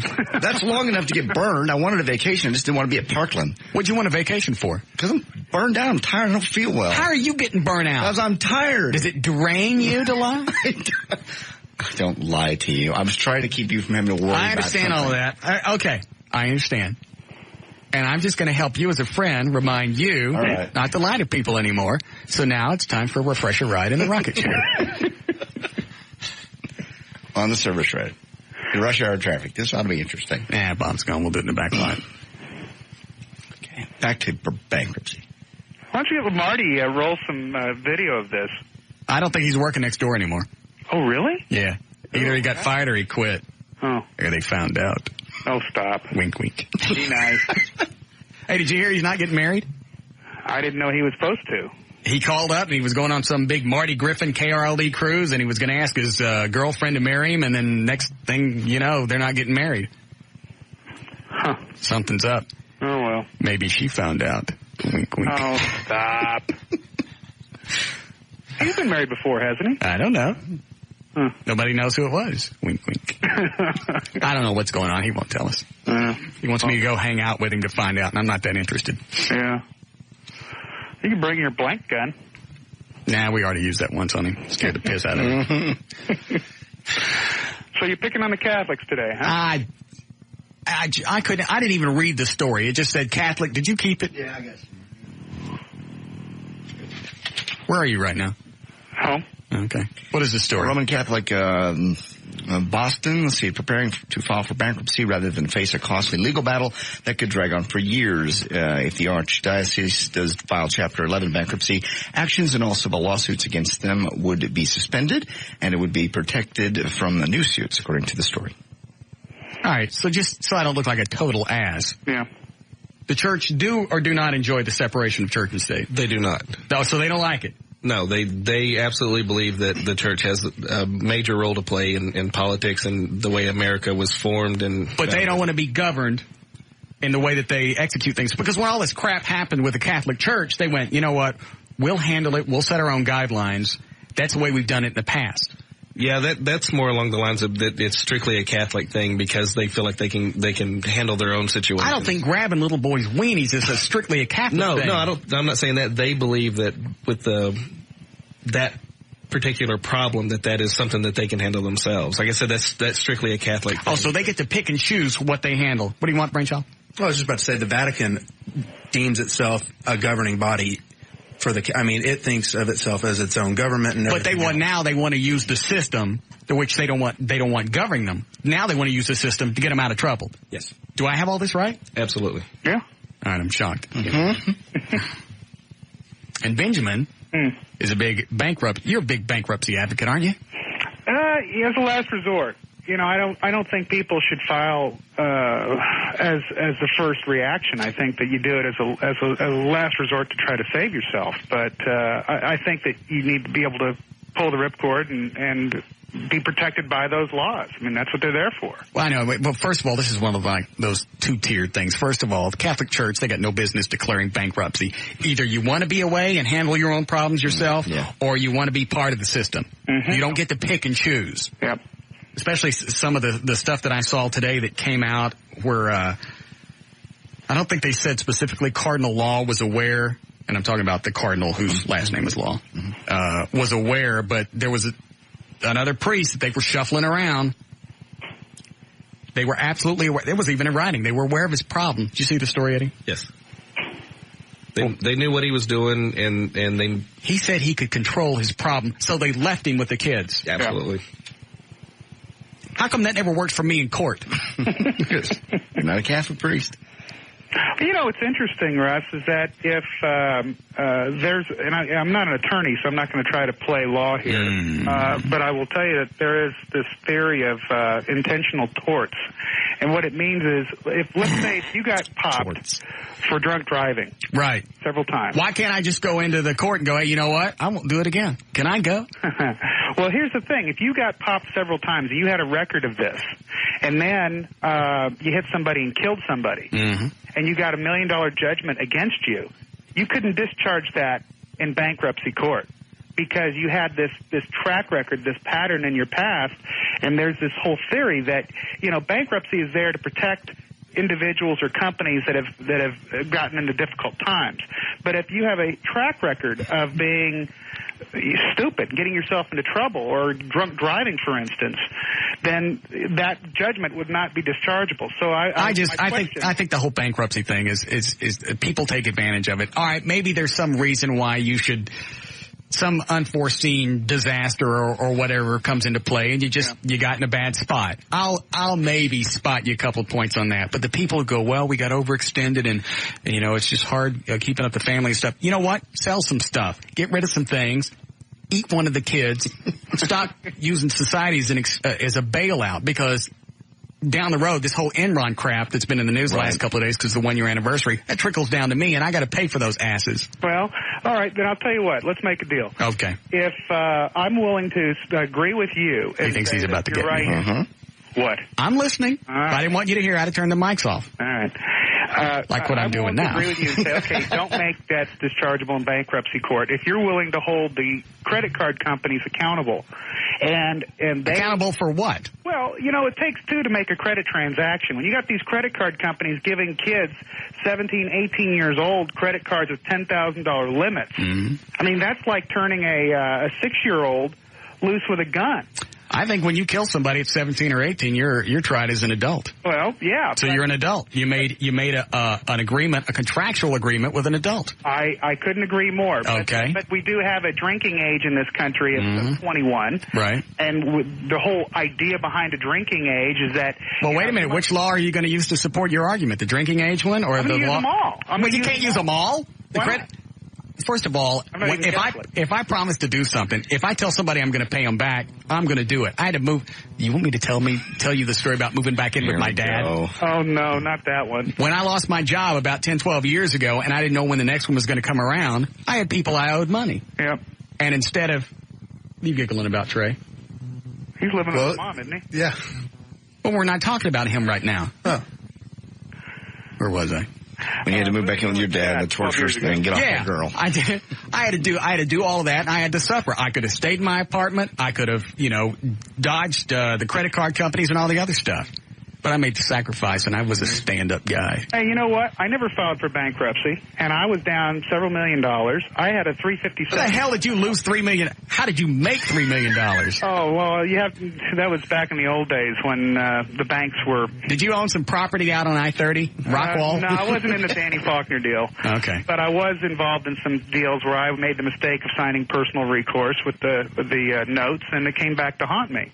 And, I don't understand what that means. Oh, well, I signed a company deal, company line of credit. Did you actually see the millions of dollars? Well, I saw them in the dirt, but I didn't go out and rip the banks off like some of these guys did on some of the SNL. I still don't understand where you got the millions of dollars. Where'd you get that? Did you actually have millions of dollars in your bank account? At one point. Yeah. Hang on, I'm just thinking about that. Mm-hmm. Gave it back. Plus. You didn't give it back, they come to get it. Well, that's like saying, I'll let the car go back to the bank. Well, technically, they came to get it.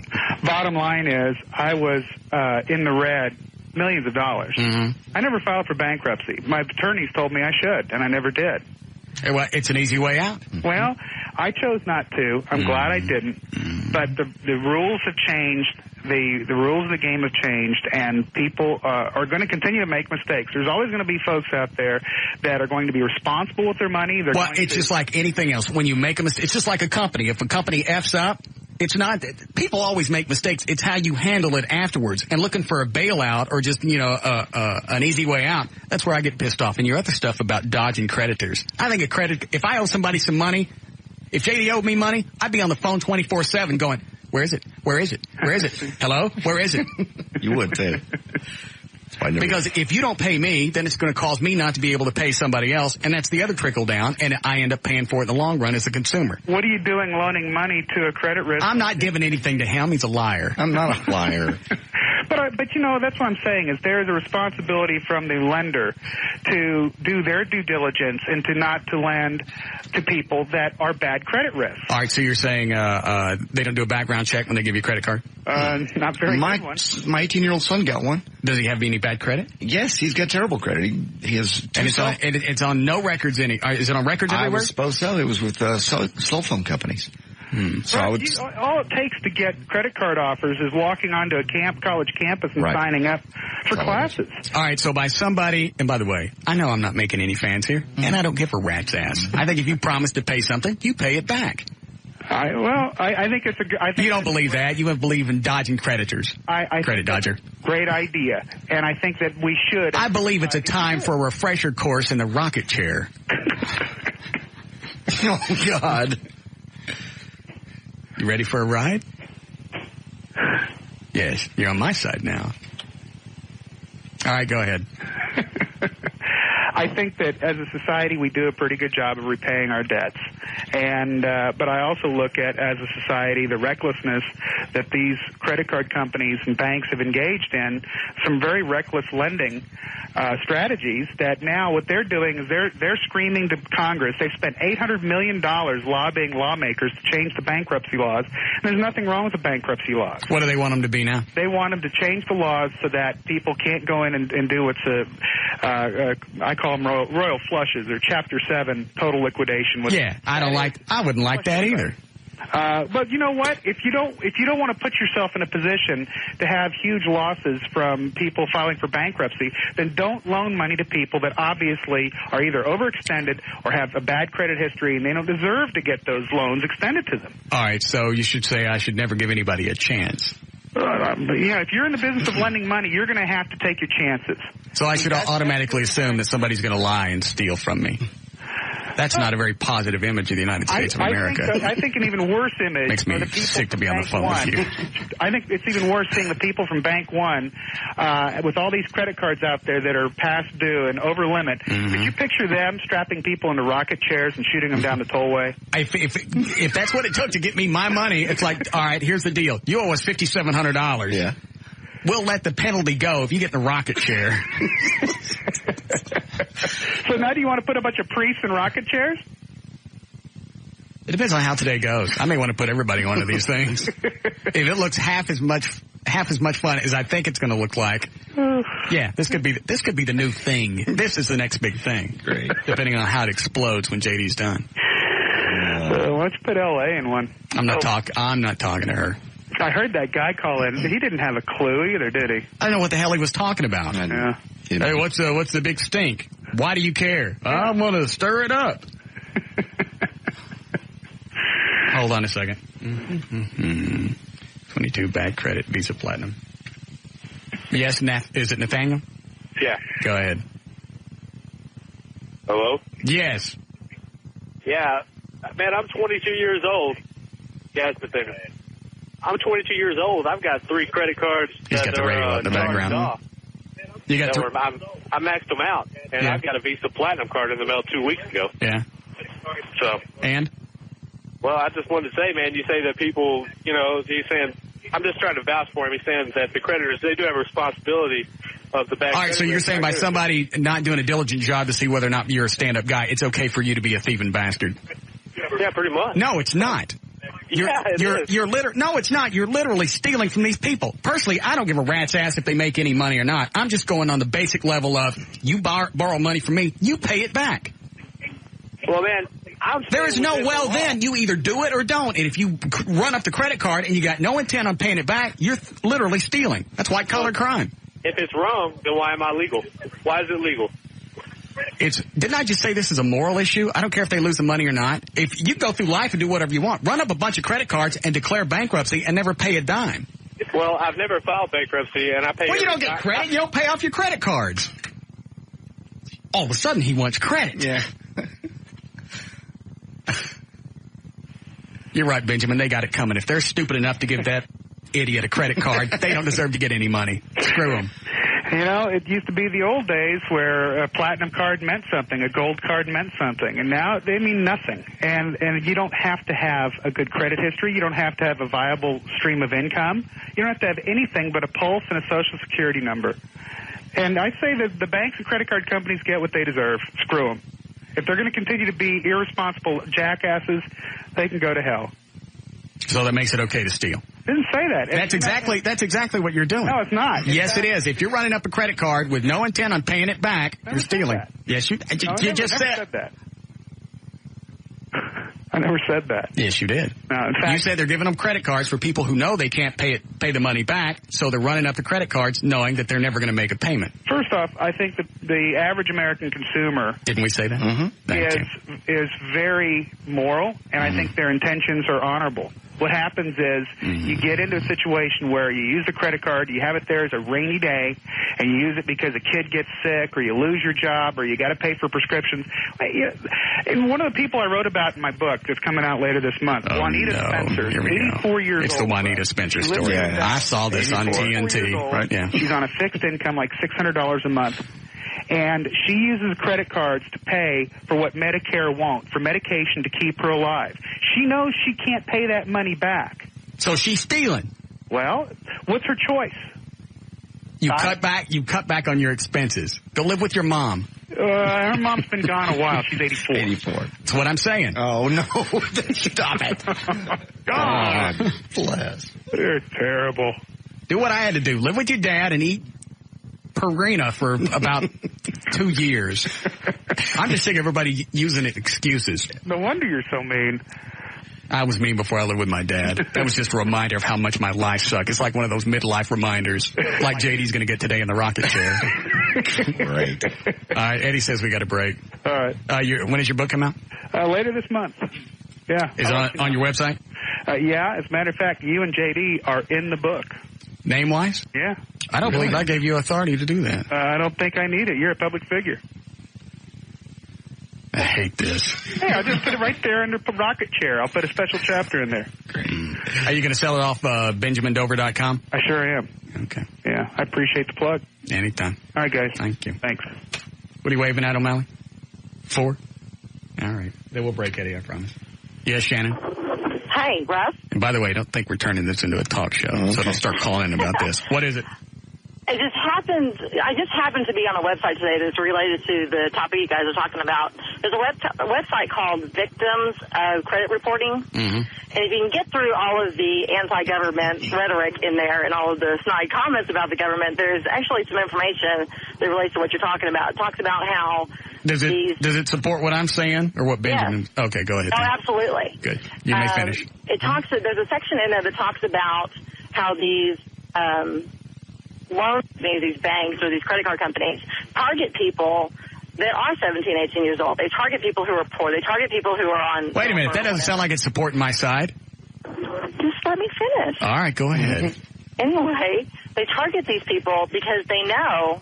Now, I understand what you're saying, but they target these people because they know that they can't pay it back. They make their money off of the late fees. They make their money off of the interest. And... yes, they do target people that they can take advantage of. I agree with you that they shouldn't accept the card if they can't. Wait a minute. How does this support my point of view? It was along the topic. No, you said this was... Jesus.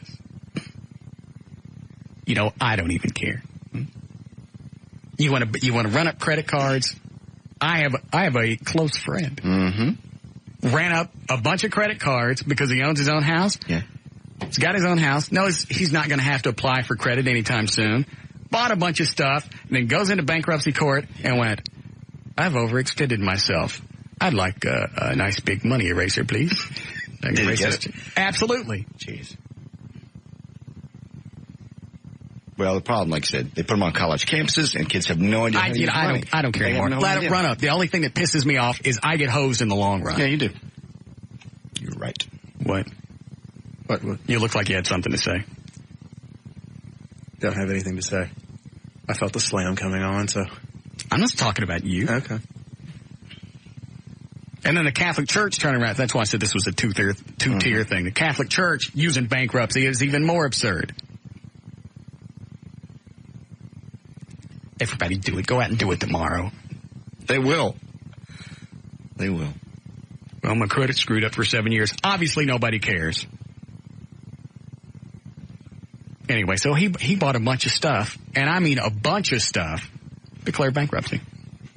Basically stealing, knowing he wasn't going to pay it off. That's what I said before. Okay.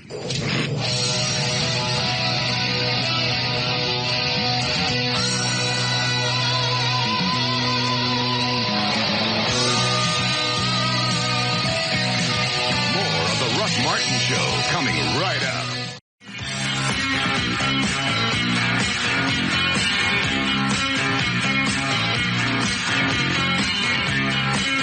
You calmed down yet? Yeah, I'm fine. I'm all right. How's Chris, your son?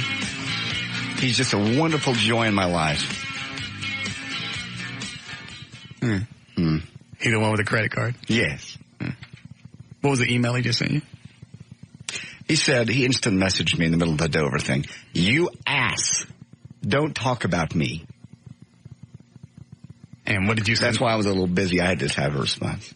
I can't tell you what I wrote. You ruined the show with your typing in the background. I didn't even hear it. I heard it. I saw you over there typing, and you're right. What did you send back? I'm not going to say it. Why not? Because it's personal. You did it during the showtime, so now it's not personal. You don't see me conducting personal business during the show. I normally wouldn't have, but I was a little angry. Yeah, what'd you send back? I said that if he ever speaks to me like that again, I'll drive out there and F him up. Did you get an email back? I blocked him. Because I don't need distractions at work, like little instant messaging things popped up. So he's off. He's off the instant message train, whatever. Now you're getting me mad again. Quit.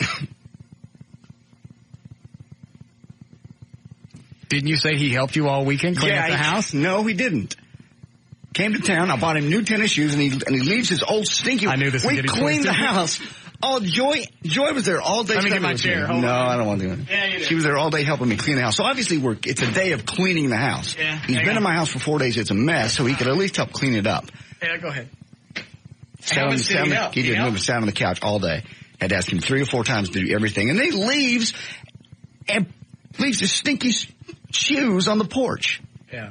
After we've been cleaning all day, walking out in the new shoes I bought him. Thankless bastard. Then what? Then he asked me for money on the way out. How much you give him? None. How come? Because he didn't do anything. But you're his daddy. That's what you keep telling me? If you do the job, if you work, then you get the reward. He ain't never worked. You give him money. He has. When he's getting good grades, when he's behaving and not being an ass. Like I said. Then he gets rewards. When he doesn't, he won't. At this point, if I ever get an apology, but this evening, he's not going to Virginia with us for Christmas. Period. Because I got to buy the airline tickets by tonight. You were going to take him to Virginia? Yeah, take my boys up there to see my sister. Oh. Is this the sister you slept with? No, quit it. I didn't sleep with any of my sisters. I believe I heard that you did. No. It's not true. I quit. So why are you taking him up there? Is he going to hold the camera? Quit it. Quit it. You're just doing this because you know I'm pissed. You'll get it. Family vacation. You want a psychic prediction of how this is going to turn out? Sure, go ahead. You'll get an apology tonight. Mm-hmm. He'll get the tickets in his hand. Mm-hmm. No, he won't get them because I'll have them until we get on the airplane. Well, he knows that once you buy the tickets and they're in his name, there's nothing you can do with them. Only he can transfer them at that point. I mean, to another flight or whatever. Yeah. So you'll get your apology. You checking your email? Mm-mm. You'll get your apology, and then he'll go back to calling you a turd. Your kid has no respect for you. You didn't whip your kids when you were... I wonder why, Russ. With all the crap we do and all this, you're scrapping me into... I almost said it. First of all, you lied to me. You need to show your kid by example. If you lie, there are penalties to be paid. And now you got to ride the rocket chair. I'm sorry, these aren't my rules. Yes, they are. No, they're not. They're written down somewhere. Society goes by this. There's a rocket chair clause somewhere. I came up with a penalty. I didn't come up with you know. Mm-hmm. You have to be penalized. Can't just go around lying to your friends. Mm. You got to get strapped into the wheelchair with rockets on the back. Is the parking lot cleared out yet? There's a spot that we can use. It's raining. It's cold. I don't feel well. I know. This will take your mind off of it. No. Do you have a coat? Yes, of course. It's cold and rainy. I'll give you the option again. 20 seconds in the rocket chair. That's not fair. Or a week on the Dan Lewis show. Light it up. Can we really do it now? Yeah. Got a cell phone? Oh, yeah. Got a camera? Yep. Yeah, please get this on film if we're going to do it. Go ahead and go with it. Where's the cell? I got to get off my desk. Okay. If you lift to this, we got to do news.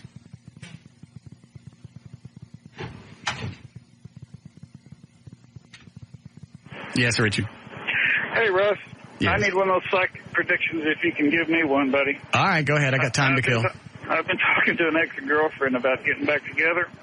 Everything seems pretty cool, but she's asking me about my love life since we broke apart. It's none of her business.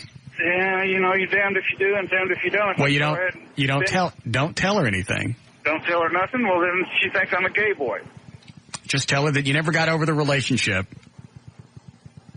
That's okay. enough. That's all you have to tell her. Yeah, that'll save her from busting my chops about whether they were pretty. Because if you tell them anything, I went through the same thing with a chick. God, every time everybody's got a story, I went through the same thing. About 3 or 4 years ago, we break up. About 3 weeks, we get back together. She's already slept with some guy by then. And then she asked me what I did, and I said I had lunch with this chick. This was around Thanksgiving of '98, just in case you're curious. And she got pissed off because I had lunch with some chick, but she actually effed this guy. But that was okay. It was supposed to be because he didn't mean anything. But hold on a second. Yes, Eddie? It's JD. Oh. I'm pushing this thing out. I'm pushing my own stinking wheelchair out the back door. Hey, now you know what Jesus felt like. God. Okay, Eddie's got it now. All right. How many people are out there?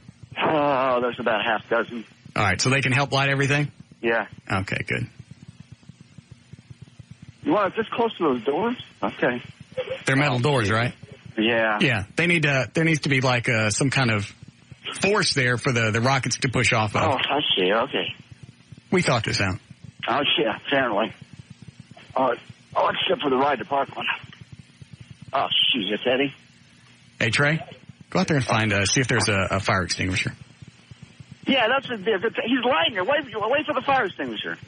Are you going to go get one? Yeah, he's going to come check. Okay, he's going to go get a fire extinguisher. Let me talk to Eddie.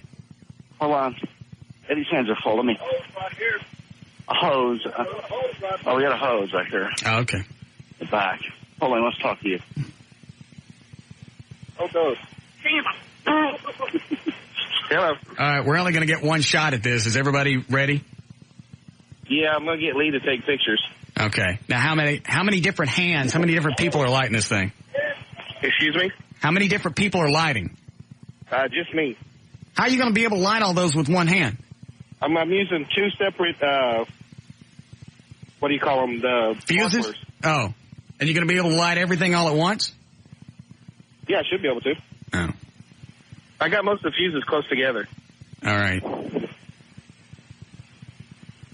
All right, I can't think of anything else. There's a water hose out there? Yeah, there's a water hose right next to us. Just push that big round button to take the picture. If you want to, Trey can take the picture. Yeah, just make sure somebody knows what they're doing, because if we miss these pictures, we don't get this again.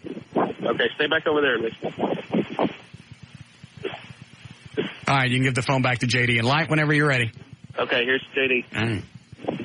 All right. Tell me when you're like this. Wait, hold on. All right, hold on. We'll change get the fire extinguisher over here. Get that away from me. Okay. Oh, Jesus. I'm up. Can you hear us? Sorry. I got it. Ow! Ow! Ow!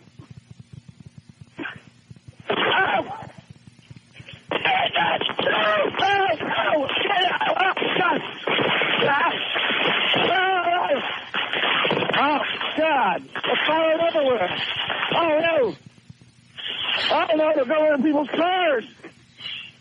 Damn it. Oh. Oh, they won't run under your car. Oh, damn it. Jesus Christ.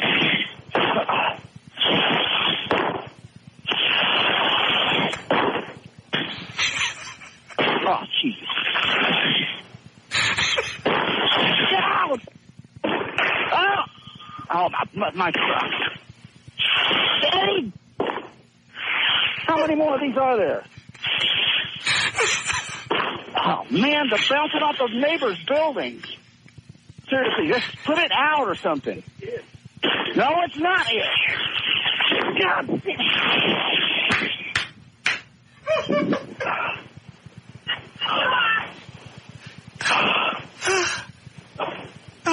Well, that was the stupidest effing thing we ever did. Okay, you there? Yeah. I'm coming back. Now, you understand what you've done? I don't think you understand what you've done until you see the parking lot. There's still a lot of cars out there. And they were flying all over the place. Okay, I'm coming back. All right. How'd it look? It moved quite a bit. Did it really move? It's like he didn't realize that he could get up out of the chair and run, so he's moving the chair with his feet trying to get away from him. Did he stay in the chair the whole time? Oh, yeah. All right. Did we get pictures? A few. What do you mean a few? Well, Oh, Jesus. Did you get at least one with the thing on fire and JD in the chair? I think. What do you mean you think? I've never used this camera before. Do you realize what happens if there are no pictures of this? Oh. It means we're going to need another shot of pictures, and it's your turn. Does it have a display on the back? I'll go check with Rob and see. As it was spinning around, but it's firing balls of fire at people's cars out there. Then I try to turn it, and it starts hitting these people's building next door. Is anything on fire out there? No, it all went out. Okay. Should we go check again? Because one of them was shooting over by the dumpster. I'll go look. I want to go look. Do I have any live spots in this next break? Yes. Well, they can wait. We'll be back.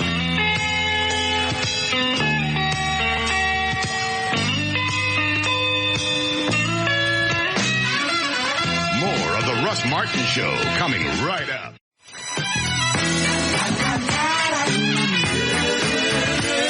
Yes, Lainey? Hi, I just wanted to say first off, I love the show. And for the guy who called in earlier about his girlfriend who wanted to know whether he's been... Oh, we're past that. We're blowing up people now. Oh, no. Can I at least give my advice real quick?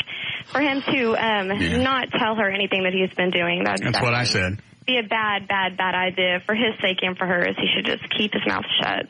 Didn't I say that? I don't know. I've been on hold, so all I've heard is a lot of commercials. Yeah, me too.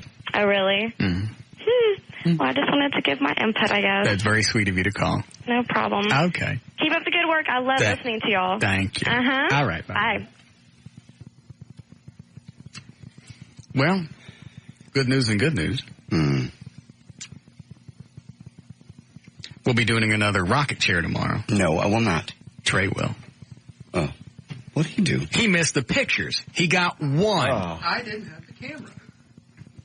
Did he have the camera? He had the camera until I turned around and he was running like a girl and pointing the camera at the ground, and I grabbed it from him and said, take pictures. And by then it was pretty much over. Now what? I wasn't running like a girl. There were I looked at the camera. I looked at the camera, and there are no pictures. I said, if we miss this, we got to do it again. I actually said we couldn't. Then I decided we can. Well, so if I were you, I would bring some heavy clothes tomorrow and a helmet. Because there are pictures of JD. Who took pictures of JD sitting in the wheelchair? I did. Okay. And then the next thing I see is JD standing up outside the wheelchair. That was when I grabbed the camera and turned around to take the picture. So Trey took absolutely no pictures at all. Not that I didn't know how to use the camera. I said so you should have said wait. Oh my God. It was already being lit. You just push the button. Give me the camera. All right, don't show me how to work it. Let me just fix it. You flip this open, I'm guessing. Okay. And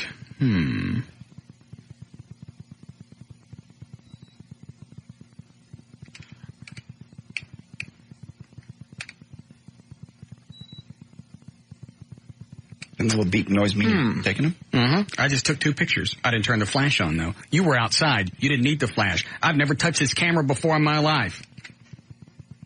Even the lens shoots out automatically. It's flying around at, 20 seconds in that thing? Yeah. Oh. Yes, it was 20 You seconds. want to hear the audio? So I guess tomorrow it's time for a refresher course on camera operation while you're in the rocket chair. There, Eddie, turn that off. I don't have to turn it off. I got it on now. Yeah, you had at least 20 seconds to run and cover. That's the wrong button. Hey, wait, hold on. All right, hold on. We'll change. Get the fire extinguisher over here. Get that away from me. I'll start my timer. Okay. Oh, Jesus. I'm up. Can you hear us? Yeah. Okay. Anytime. Oh, I'm sorry. I got it. Ow! All right, here, we'll back up. You ready? Yep. Hit it now. Ow! Ow! Ow!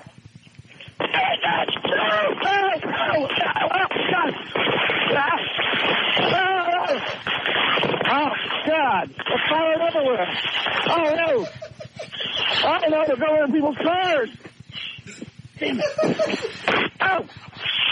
Oh, they won't under your car. Oh, damn it. I didn't know how many there were at this point. Jesus Christ. There was nowhere. Well, now I'm up out of the thing. And oh, Jesus. Wait a minute. Did you get out of the chair? After I realized... Did you get up out of the chair? After about 35 seconds, yeah. We're at 48 seconds right now. After about 35 seconds, I realized whatever my back is towards is where those things are flying. And I didn't want them hitting people's cars or going into the dumpster. Wait, you got out of the chair I stood up about 30. You get out of the chair? I was 35 seconds Was it done? I was keeping Was it done chewing? No, I was keeping... Did you get out of the chair? Did you get out of the rocket chair before it's done? Do you want me to blow the neighbors? They were hitting the neighbor's building and shooting up in the air? The neighbor's building next door is metal. Still, you don't want... And it's raining. Did you want it to hit people's cars and the dumpster? It's raining. You got up out of the chair. After 35 seconds. Yes, I did. Just to aim at the rest of to Out! Oh, my truck. Eddie! How many more of these are there? Oh, man, they're bouncing off of neighbors' buildings. Seriously, just put it out or something. No, it's not it. God.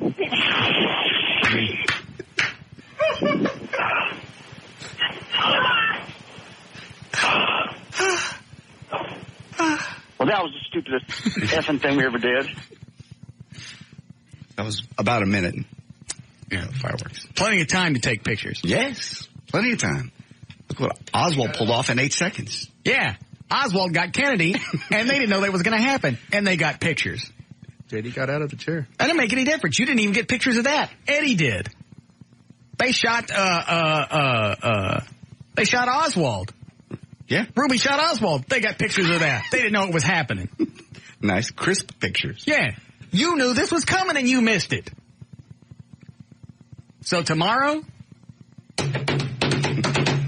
you ride.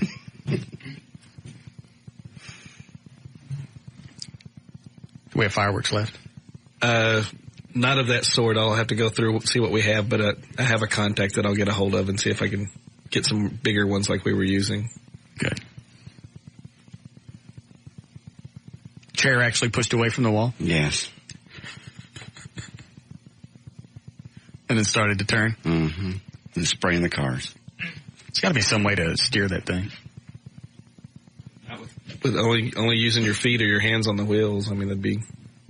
Did you put rockets on the wheels? No, the sticks were too long. They popped off right after I did it. Oh. That was actually the first big explosion that you heard was the two rockets lit and started to turn and the sticks hit the ground and they just shot off and hit the ground and exploded. Huh.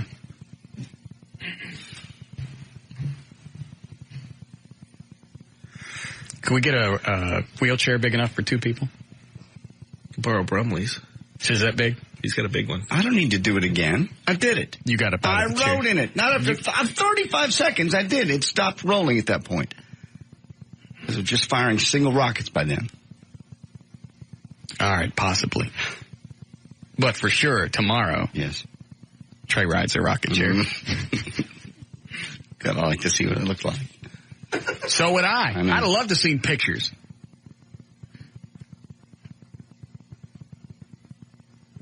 Bring your motorcycle helmet tomorrow if you want. Okay.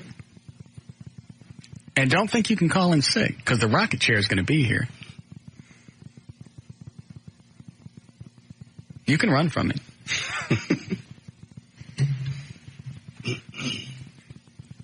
Mm-hmm.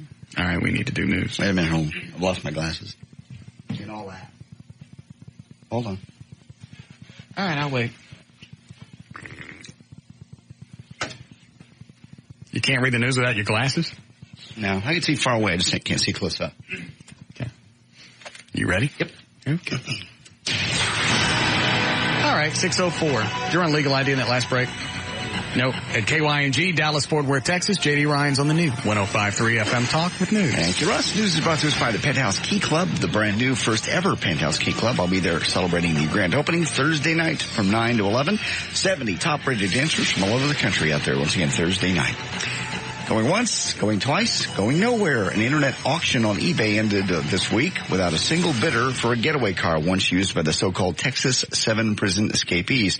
Convicts from the Connolly unit were on the run from capital murder warrants when they donated the 1986 Honda Accord to a Colorado church. The escapees purchased the car with robbery proceeds before they killed Irving police officer Aubrey Hawkins during another armed robbery in December of 2000. Calling the vehicle a historical collector's item in its online ad, the church had hoped to raise money for a new building. They wanted $10,000. They got nothing. There could be changes in the Arlington landscape down the road. Some businesses near Highway 360 may be in violation of the city zoning ordinance.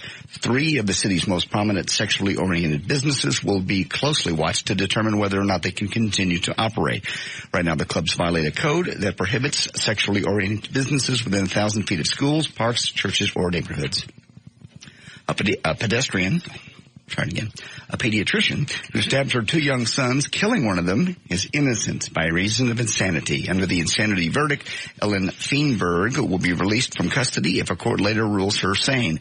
The judge found Feenberg innocent of first-degree murder in the death of her 10-year-old son, Adam, and the attempted first-degree murder in the stabbing of her 6-year-old Matthew.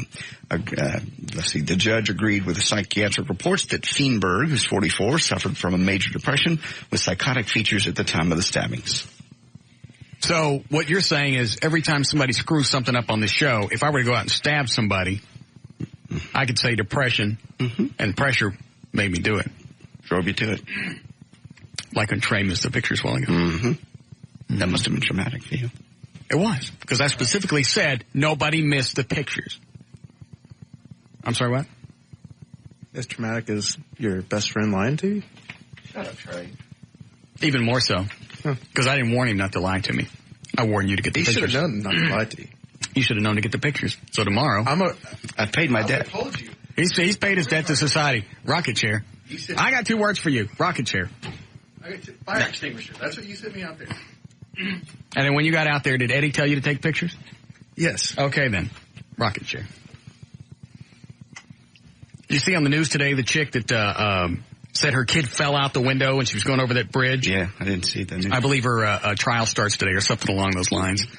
If they find her guilty, if I heard it right on the news,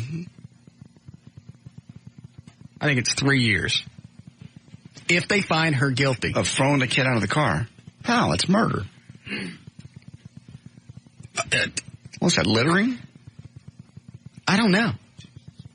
What would they get? Are they just talking about being found guilty of child endangerment? I think it's either child endangerment or involuntary manslaughter. I think they're going for the manslaughter, though.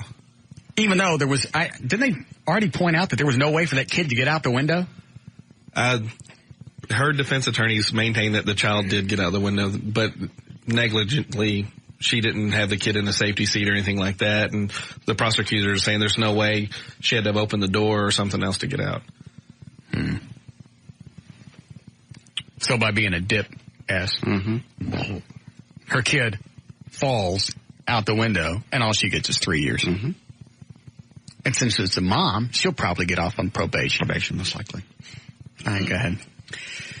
And finally, great news. You can now buy a killer whale, kangaroo, and grizzly bear penis-shaped marital aids. You can satisfy your curiosity. You don't even have to break into the zoo. Just point your trusty web browser to www.zoofur.com, your number one source for realistic animal sex toys. In addition to the kangaroo, which, by the way, is about 6 3/4 inches long and is kind of S-shaped. You can also buy a fox, a horse, a hyena, a dolphin, killer whale, bear, grizzly bear, ram, raccoon, or lion. The killer whale is, by the way, shrunk down a little bit. He's only 15 inches long, but nicely tapered. The horse comes in 4 sizes, from mini to Thor. And that's news and information brought to us by the Penthouse Key Club. STEM is at Empire Central. I'll see you there Thursday from 9 to 11. I'm J.D. Ryan on the Talk That Rocks, Texas, the new 105.3 FM Talk. Hold on a second. Yeah, Casey? Hey, they found that bitch guilty today. Child endangerment. She'll get 2 years maximum penalty. And did they decide...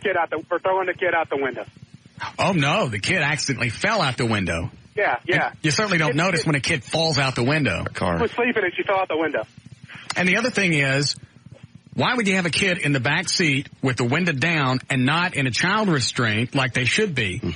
Now, if the kid rolled down the window, you'd hear that window come down as you're driving the car, and you'd look out. Just like the guy going, well, I didn't know he fell out of the plane. Fell out of the plane.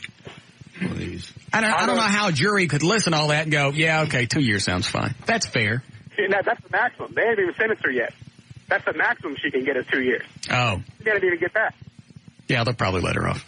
Yeah, probably. You can leave your kid in the car to cook. I told you that. Just by saying I don't know or I forgot, you can get away with killing people. I wish I was dating somebody. All right, thanks. Have a good one, guys. All right, we'll be back.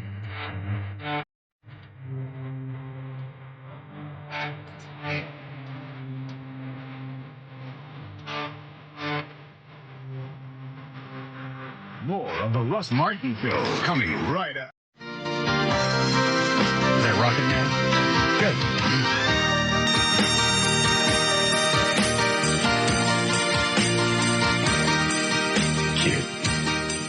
You know, Trey's a good guy. He just locks up under pressure. Yeah. When he's got time to stop and think about it, he can normally get it done. But if you throw him in a situation, he just... It's funny to watch him lock up on the air. Yeah. And because you pointed out, he does it more. That makes it even funnier. Mm-hmm. Yes, Sandy? I heard that L.A. Lamont was coming to town. Are you going to see her while she's here? Nope. Good choice. Thank you. Mm-hmm. That's fine. And that phone call from that guy earlier. That was strange. The Big Dan. Yeah. She said I should call you and find out what's going on. All right, why? Well, I just want to know. And you're who? Oh, I just caught. Never said he was supposed to take her to the wrestling thing. Yeah. Just never explained it. I don't know what the hell she's doing, and I don't care.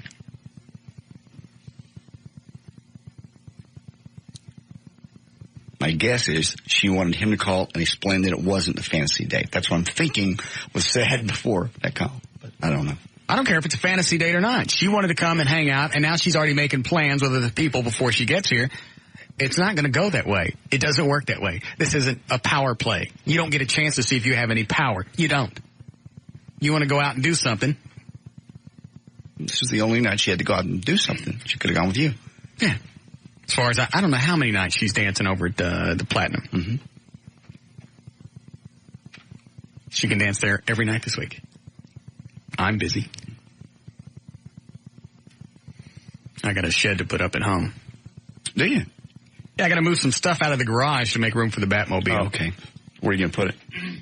If you don't the have shed? Any room? Yeah, we don't have any room in the driveway. Side of the house. I got two sides of the house with fence. I'll just stick one over there. Okay. That's cool. Dan, I don't understand line 4.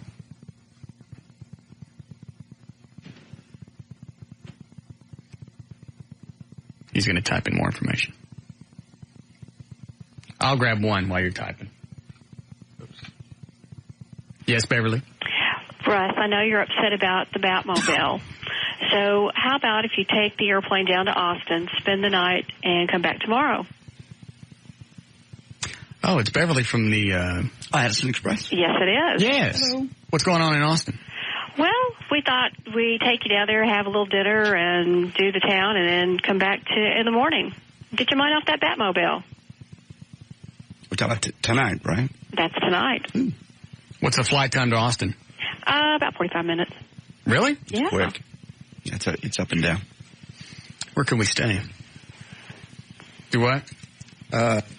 Four Seasons is a great hotel right on the river. Oh, you're not going. Okay, fine. But it's still a great hotel right on the river. Do you know anybody at the Four Seasons?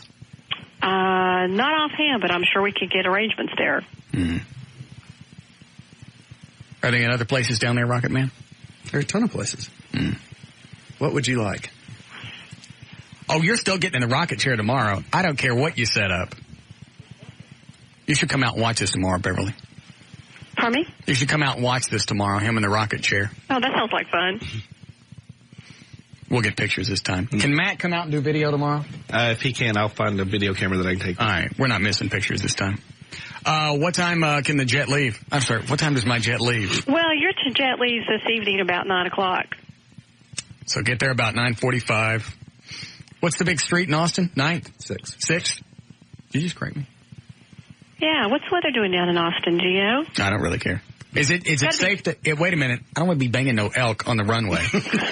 Is it safe flying in the rain? I don't think we're going to find any elks on the runway down in Austin. That's what they thought. Where was the... It was in Oregon. It was in Oregon. Yeah. That's where elk stay. They don't stay in Addison or Austin. Obviously they don't expect them on runways there either, or people wouldn't be smacking them. Yeah, I just don't think that's going to be a really bad problem there in Austin. All right, but it's okay to fly in the rain. It's okay to fly in the rain. Okay. You guys and landing, it's not too slicky? It is not too slick. It's okay. We'll give you a raincoat. Not worried about me getting wet. Well, not for you, the airport. Where would we land in Austin? It's the main airport there in Austin. It's Newen. Yeah, Bergstrom. Oh, okay. We just get a rental car there. Yeah. Sure. We can. It's already set up for you. Especially midweek like this. She said it's already set up. Oh. Yeah, okay. We'll be there. Do we need to get there a little before 9? No, about 9 o'clock be fine. Then we take off immediately thereafter? Sure. Same pilots? Same pilots. They were nice. Yeah, I like those guys. Yeah, the crew liked it too. Same in-flight meal? Same in-flight meal. We might do a little variation this time. Maybe Lay's this time. Okay, so we'll catch at 9? Yeah, we'll be there. Okay, see you All then. right. Lovely Beverly from Addison Express. Addison Express. A great chick.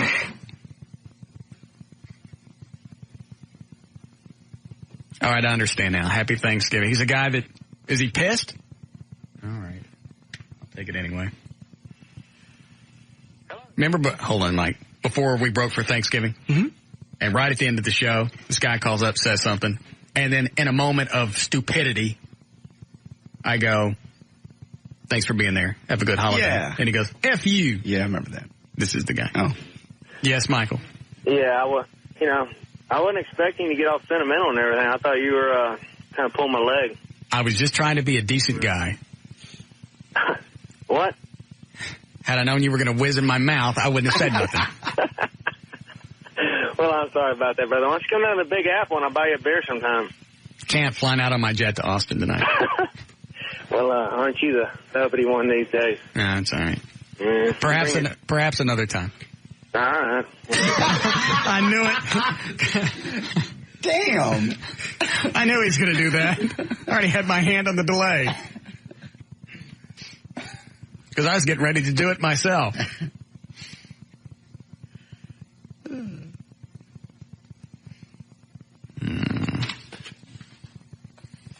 All right, so we go to Austin. Where are we staying? Four Seasons? Yeah, Four Seasons. It's beautiful. I've stayed there before. Then we go down to 6th Street. Mm-hmm. But what's going to be going on a Monday? It's a college town. There's always something going on. They didn't break for the holidays yet? Mm-mm. Yeah. I wanted to play, I think it's called Cheers. It was on 6th Street. I don't remember. That was a cool place. A place called Rehab Bar. Used to be anyway. We can go there. Well, you can say you've been in rehab all night. It's still, that's the running joke. It's gone. Is it gone? Mm-hmm. Oh. Okay. Mm-hmm. And whatever happened with Kathleen from TXCN? They still want to do the big cooking shoot at my house? Well, the last we left it with them, they wanted to do it after the first of the year. So I'm not available then. And they couldn't. I have not heard back from Kathleen, but I'm assuming they don't have the time to do it before the end of the year. Just do it at the beginning of the year. You get Maddie out at your house.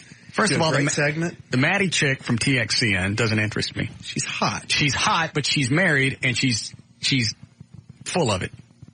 She's full of Maddie. She knows she's hot. Yeah. It's chicks that are hot, that are insecure. Those are the best ones to have because you can still screw them around. Maddie's hot. Am I right? You're right. That's why I was laughing because it's so correct. It sounds bad, but it's true. Maddie's hot, knows she's hot, and wants to be treated like a little princess. That ain't going to happen. So I don't care if she's there or not. Well, then you can give her a hard time on TV. They're going to come to your house, set everything up. You're going to have this hot chick come out, cook with her for 15 minutes, and they're going to pack up and leave. Who's paying for the food?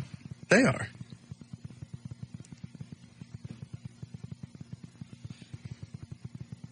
They do it on a Saturday? Yes, Saturday, according to your schedule.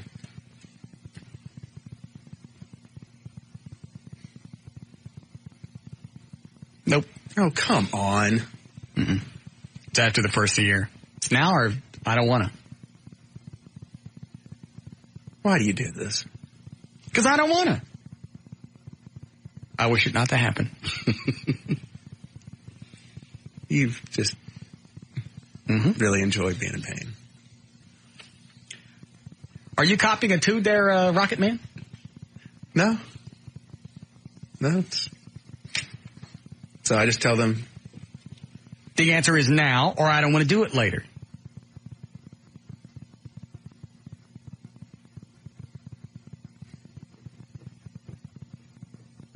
questions?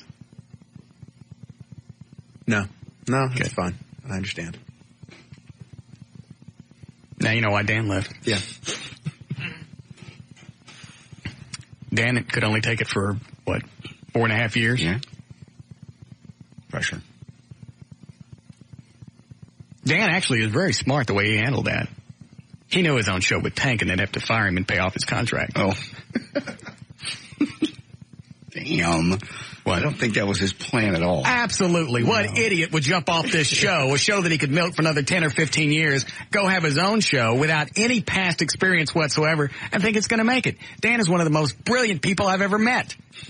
He wanted off the show, didn't want to quit, because if he quit, he wouldn't get any money. So he devises this plan to go, I'll get my own show, it'll stink. Mm-hmm. And then they'll fire me. And then they got to pay off my contract. That's nothing short of genius. He's only got 2 years left, though, versus 10 years. But he wanted to quit. Because obviously I've pushed him beyond the edge. Yeah. But what's he going to do? I don't know. After 2 years. He gets to sit around for 2 years. Yeah. He was going to quit anyway. That's my thinking. Okay. Does it make more sense than what he did? Yes. It actually does. Don't wave that log at me. I know we just came out of a stop set. Yes, Mike. I just want to let you know, Russ, first of all, I love your show, but number two, it's Tuesday night, and Austin on 6th Street is ladies' night. Why is it 2? Oh, that's right. I was out sick yesterday. Okay. Just want to let you know. All right. Thanks, Mike. Have fun. And that was the weirdest thing yesterday when I was, or Sunday when I got sick. This is not going to make any sense, and I'll make it quick because it doesn't have a great ending. I get up Sunday. I feel great. I'm thinking about getting on the treadmill for a while, doing some stuff, going and buying a shed. And then you got sick.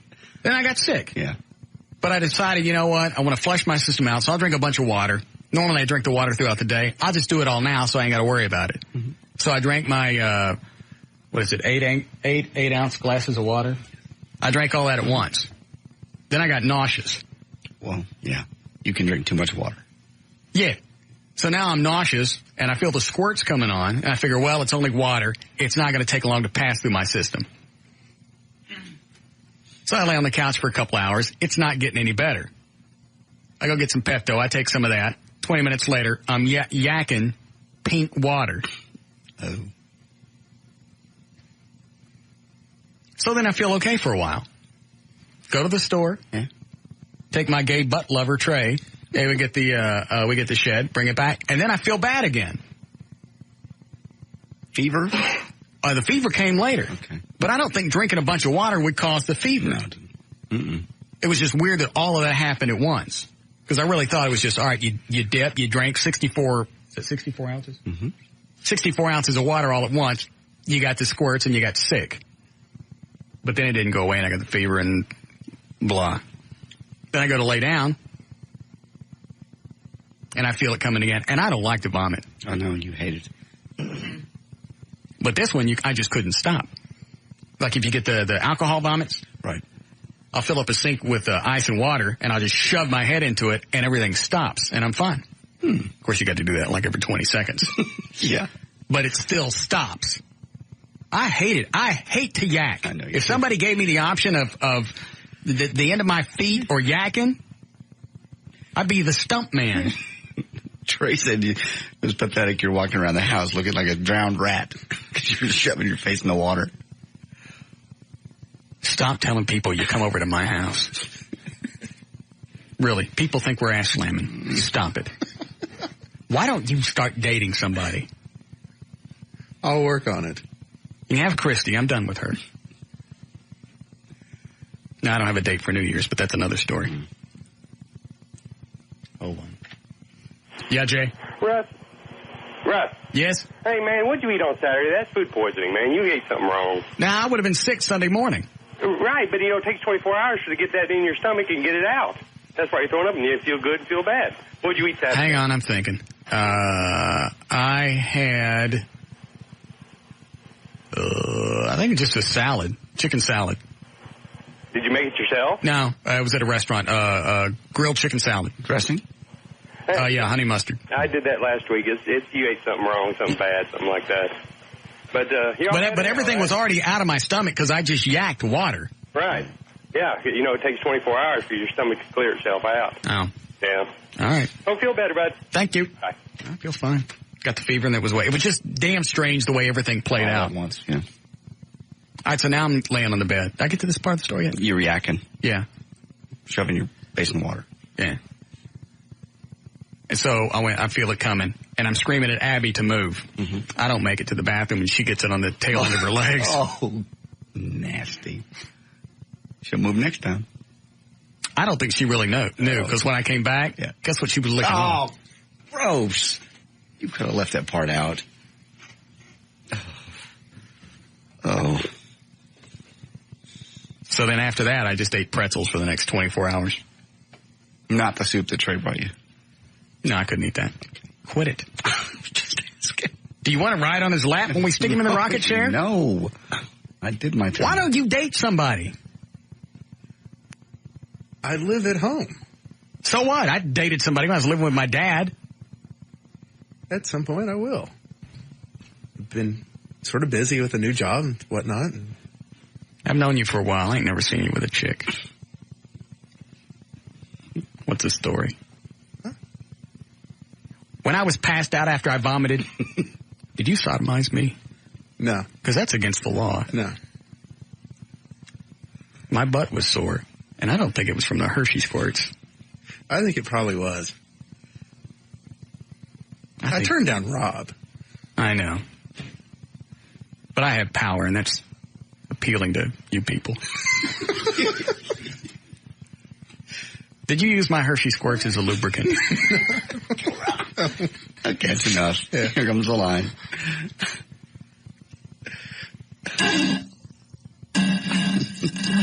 It's a meeting call.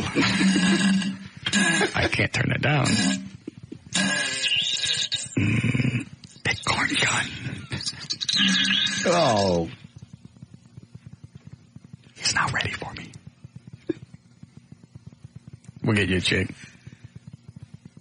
We'll stick you in a dating service. Plenty of ugly chicks in those. I don't need an ugly chick. You can get a good one. There's some good ones in there. A few. In a dating service? A few. Are you waving? All right, we'll break. We'll be back. No, there's not. More of the Russ Martin Show coming right up.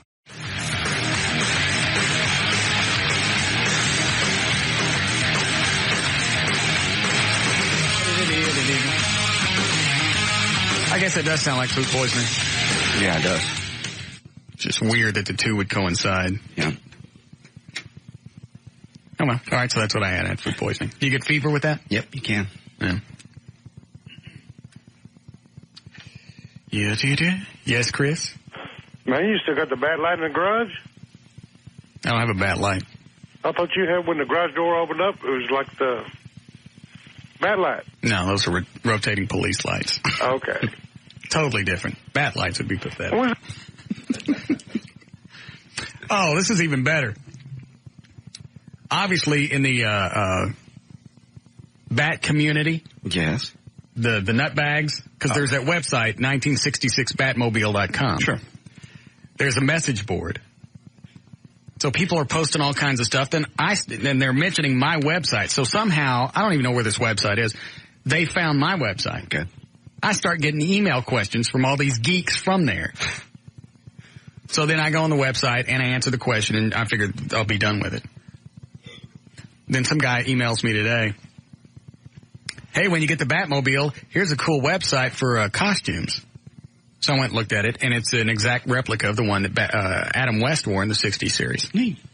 Oh, all right, that's kind of cool. I might buy the cowl, put it in a little enclosed case. Yeah. It's just on display. It looks like an original, because they're good duplicates. So I sent back an email. I went, that's cool. Where'd you find it? Oh, it's my website. I went, okay, nice work. I may have to take the plunge and buy one. But just for display. Actually, buying a Batmobile and wearing the costume would be pathetic. Yes. He sends back a picture of him in his costume with his own Batmobile. His own Batmobile? Yeah. Did he have it made out in California? Did you miss the point? I guess I did.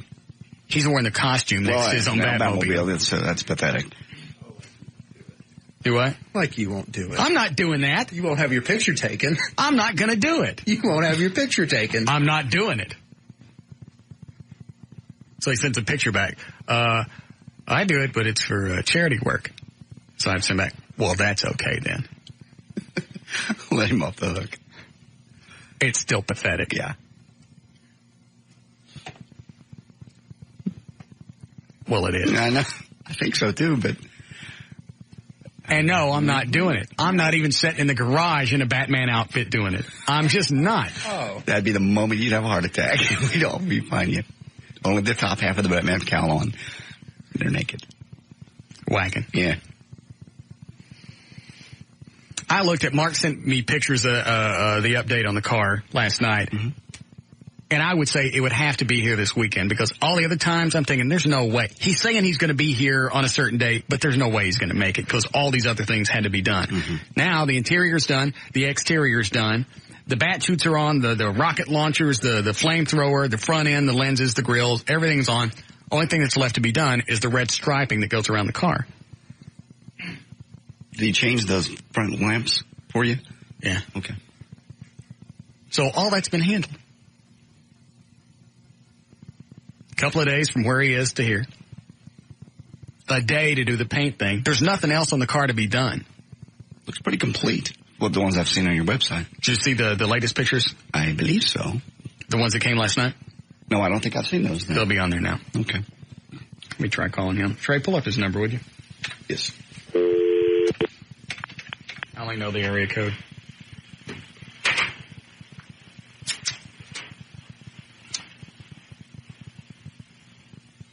$949. Yeah? Are you going to hit the door? Jesus Christ.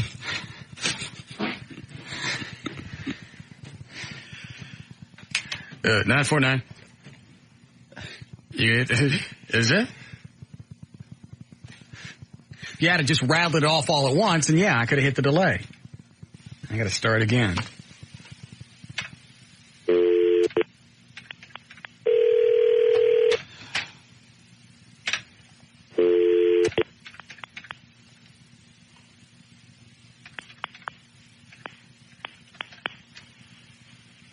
Thank you.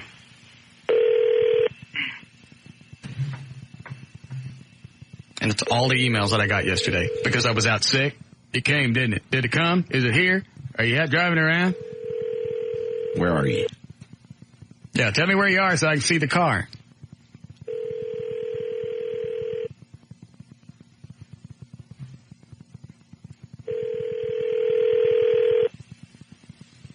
I haven't even... There's the seats. There's the flamethrower. Hi, this is Mark. I'm not available right now, but if you'll leave your name and a brief message, I'll get back to you as soon as I can. Thank you. To leave a voice message, press 1, or just wait for the tone. To send a numeric page, press 2 now. At the tone, please record your voice message. When you are finished recording, you may hang up or press pound for more options.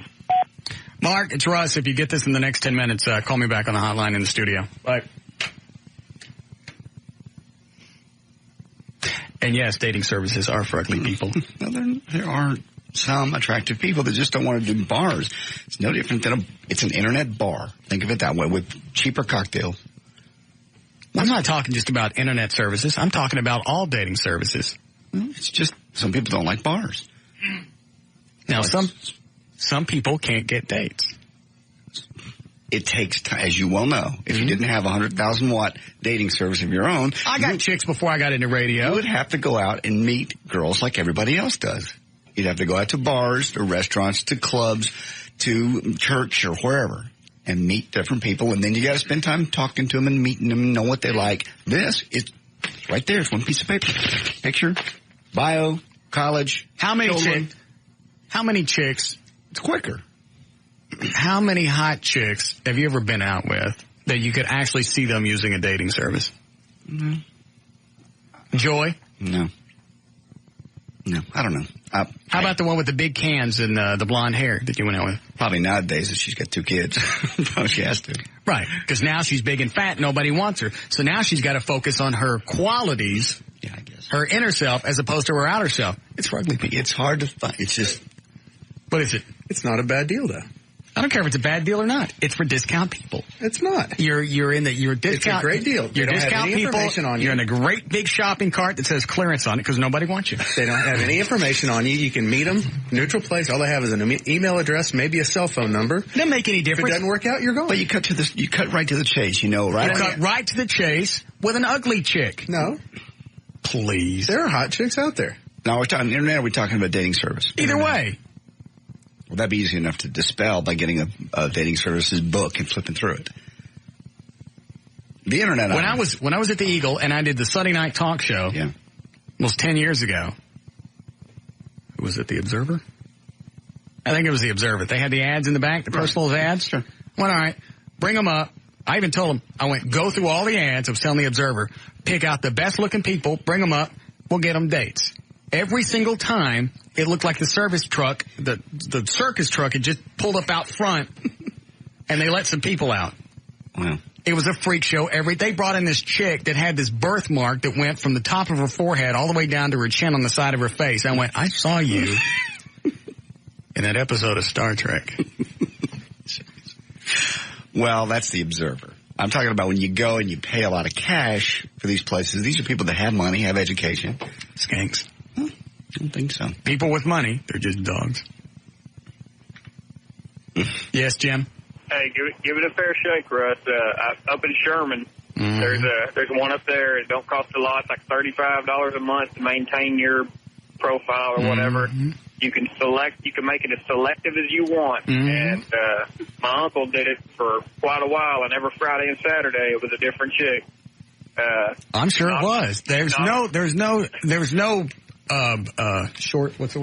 shortage on ugly chicks. There's plenty of them. They were not ugly. I'm telling you, it was worth it. All right. So on your scale of 1 to 10, they were what? 8s or better. That would be 3 on my scale. Ugly.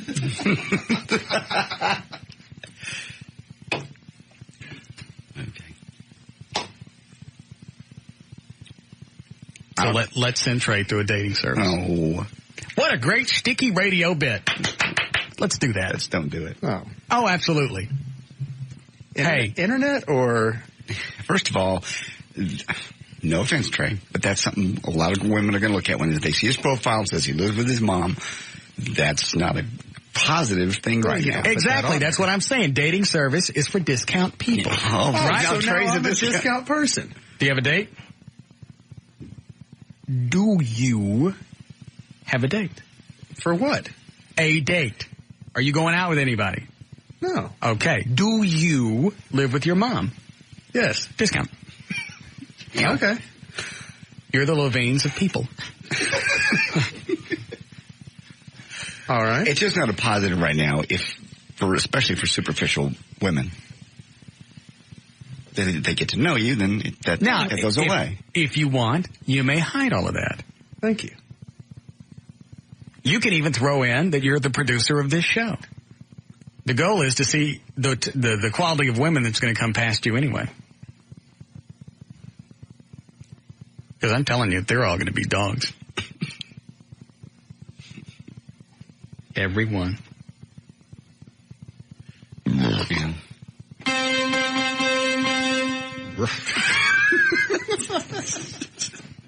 Break here? All right.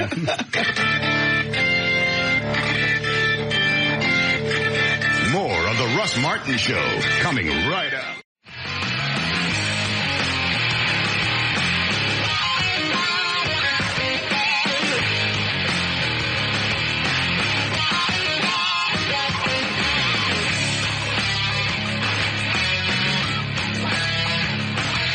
Funny to look around the studio, see a bunch of grown men banging their heads.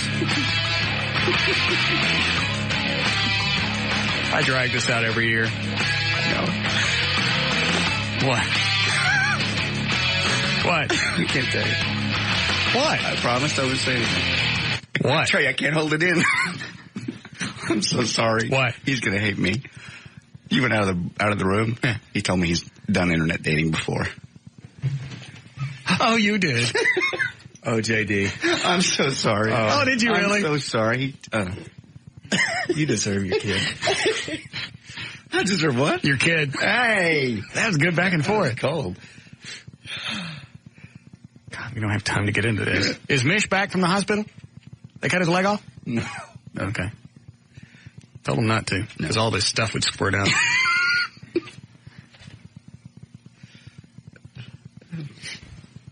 Is the leg better? It is? All right. So when did you do the dating service? It wasn't a dating service, just a internet deal. You met chicks off the internet? Uh-huh. Oh, that's even better. How did you meet them? Chat room? No, just they're internet dating sites. So it was a dating service?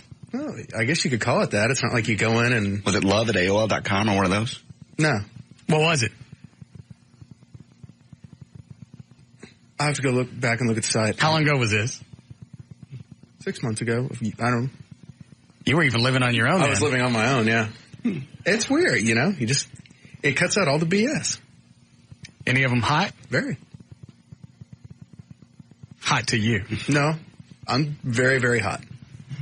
What? I'll tell you what, I'll send you a couple of pictures tonight. That'll be fine. Did they go out with you a second time? Yes. You bang any of them? Yes. I bet they're not hot. How much? You're going to lose this because all I got to do is say they're dogs. We can put it to a panel. Who's going to side with you? Okay, I'm screwed. Yeah, send me some pictures. No. I'd love to see the lovely ladies that went out with you. How come you only went out a few times? Why didn't it work out? How come you didn't make that connection? Don't know. They were using you for a stick pony. Okay. I'm okay with that. They were just out for a weenie ride. Hey, look, here's some weenie with no commitment attached to it. Probably the biggest thing about the internet deal is a lot of them have kids. Ah, discount bitches. That's why they can't get out to go to bars. All right. What is that, Eddie? Oh, is it Dan's promo? I missed the one from yesterday. Was it any good? Dan's in the building. I'd rather not say. Okay. I'll listen to this one, then we got to go. The Miss Show is next. While you were sleeping, here's what you missed on the Dan Lewis. Have you heard this yet? Homeowners Association had their meeting. They sent out their little newsletter that they send out after every meeting that said, let's do a coordinated Christmas to best show the ideals and goals, or the goals and ideals that best represent our neighborhood. That's the part that pissed everybody off, I think. Oh, I'll get the Charger and park it in the front yard. Yeah! I can park that in my front yard, and I'll paint it up to be Santa's sleigh, and I'll make my own Santa, and have him stuck in the trunk. Yeah. Put some stripes on it or something. And spray paint Merry Christmas on the side of it. The Dan Lewis Show, weekdays 2 to 6 a.m. on the Talk That Rocks. Previously on the Miss Show. Do you have any special talents we should know about? I'm a pianist. Not a pianist, but a pianist. All right. You do have something going for you, something that's unique. Only here, not in England. Well, of course. I know Americans, when it comes to accents, are intrigued by them. Like an English accent. Now, if an American went over to England, do you guys just look down on us? Oh, not at all. An American chick or an American guy goes to England and goes out to a bar, they're going to get laid. Especially if you have a little bit of a Texas accent, because they think you're a cowboy. Yeah, they do. So I just start talking like this when I go out there. Definitely. They just throw poon at you. Yeah. Now, does it work the same way for you here? Yeah, but usually it's old chicks. They were into the Beatles and they go, ooh, they get all excited. McCartney! Give it to me, Ringo. Check out the Miss Show. Jason. Yeah. How's the dental hygiene? Right. Down. I'll put my Charger out front. Downtown is the best place to go for lovely things. KYNG. Yesterday, the temperature was, ooh. Yes. A little bit choppy. He's learning the equipment. I stand by my statement earlier. He's a genius. He knew exactly what he was doing.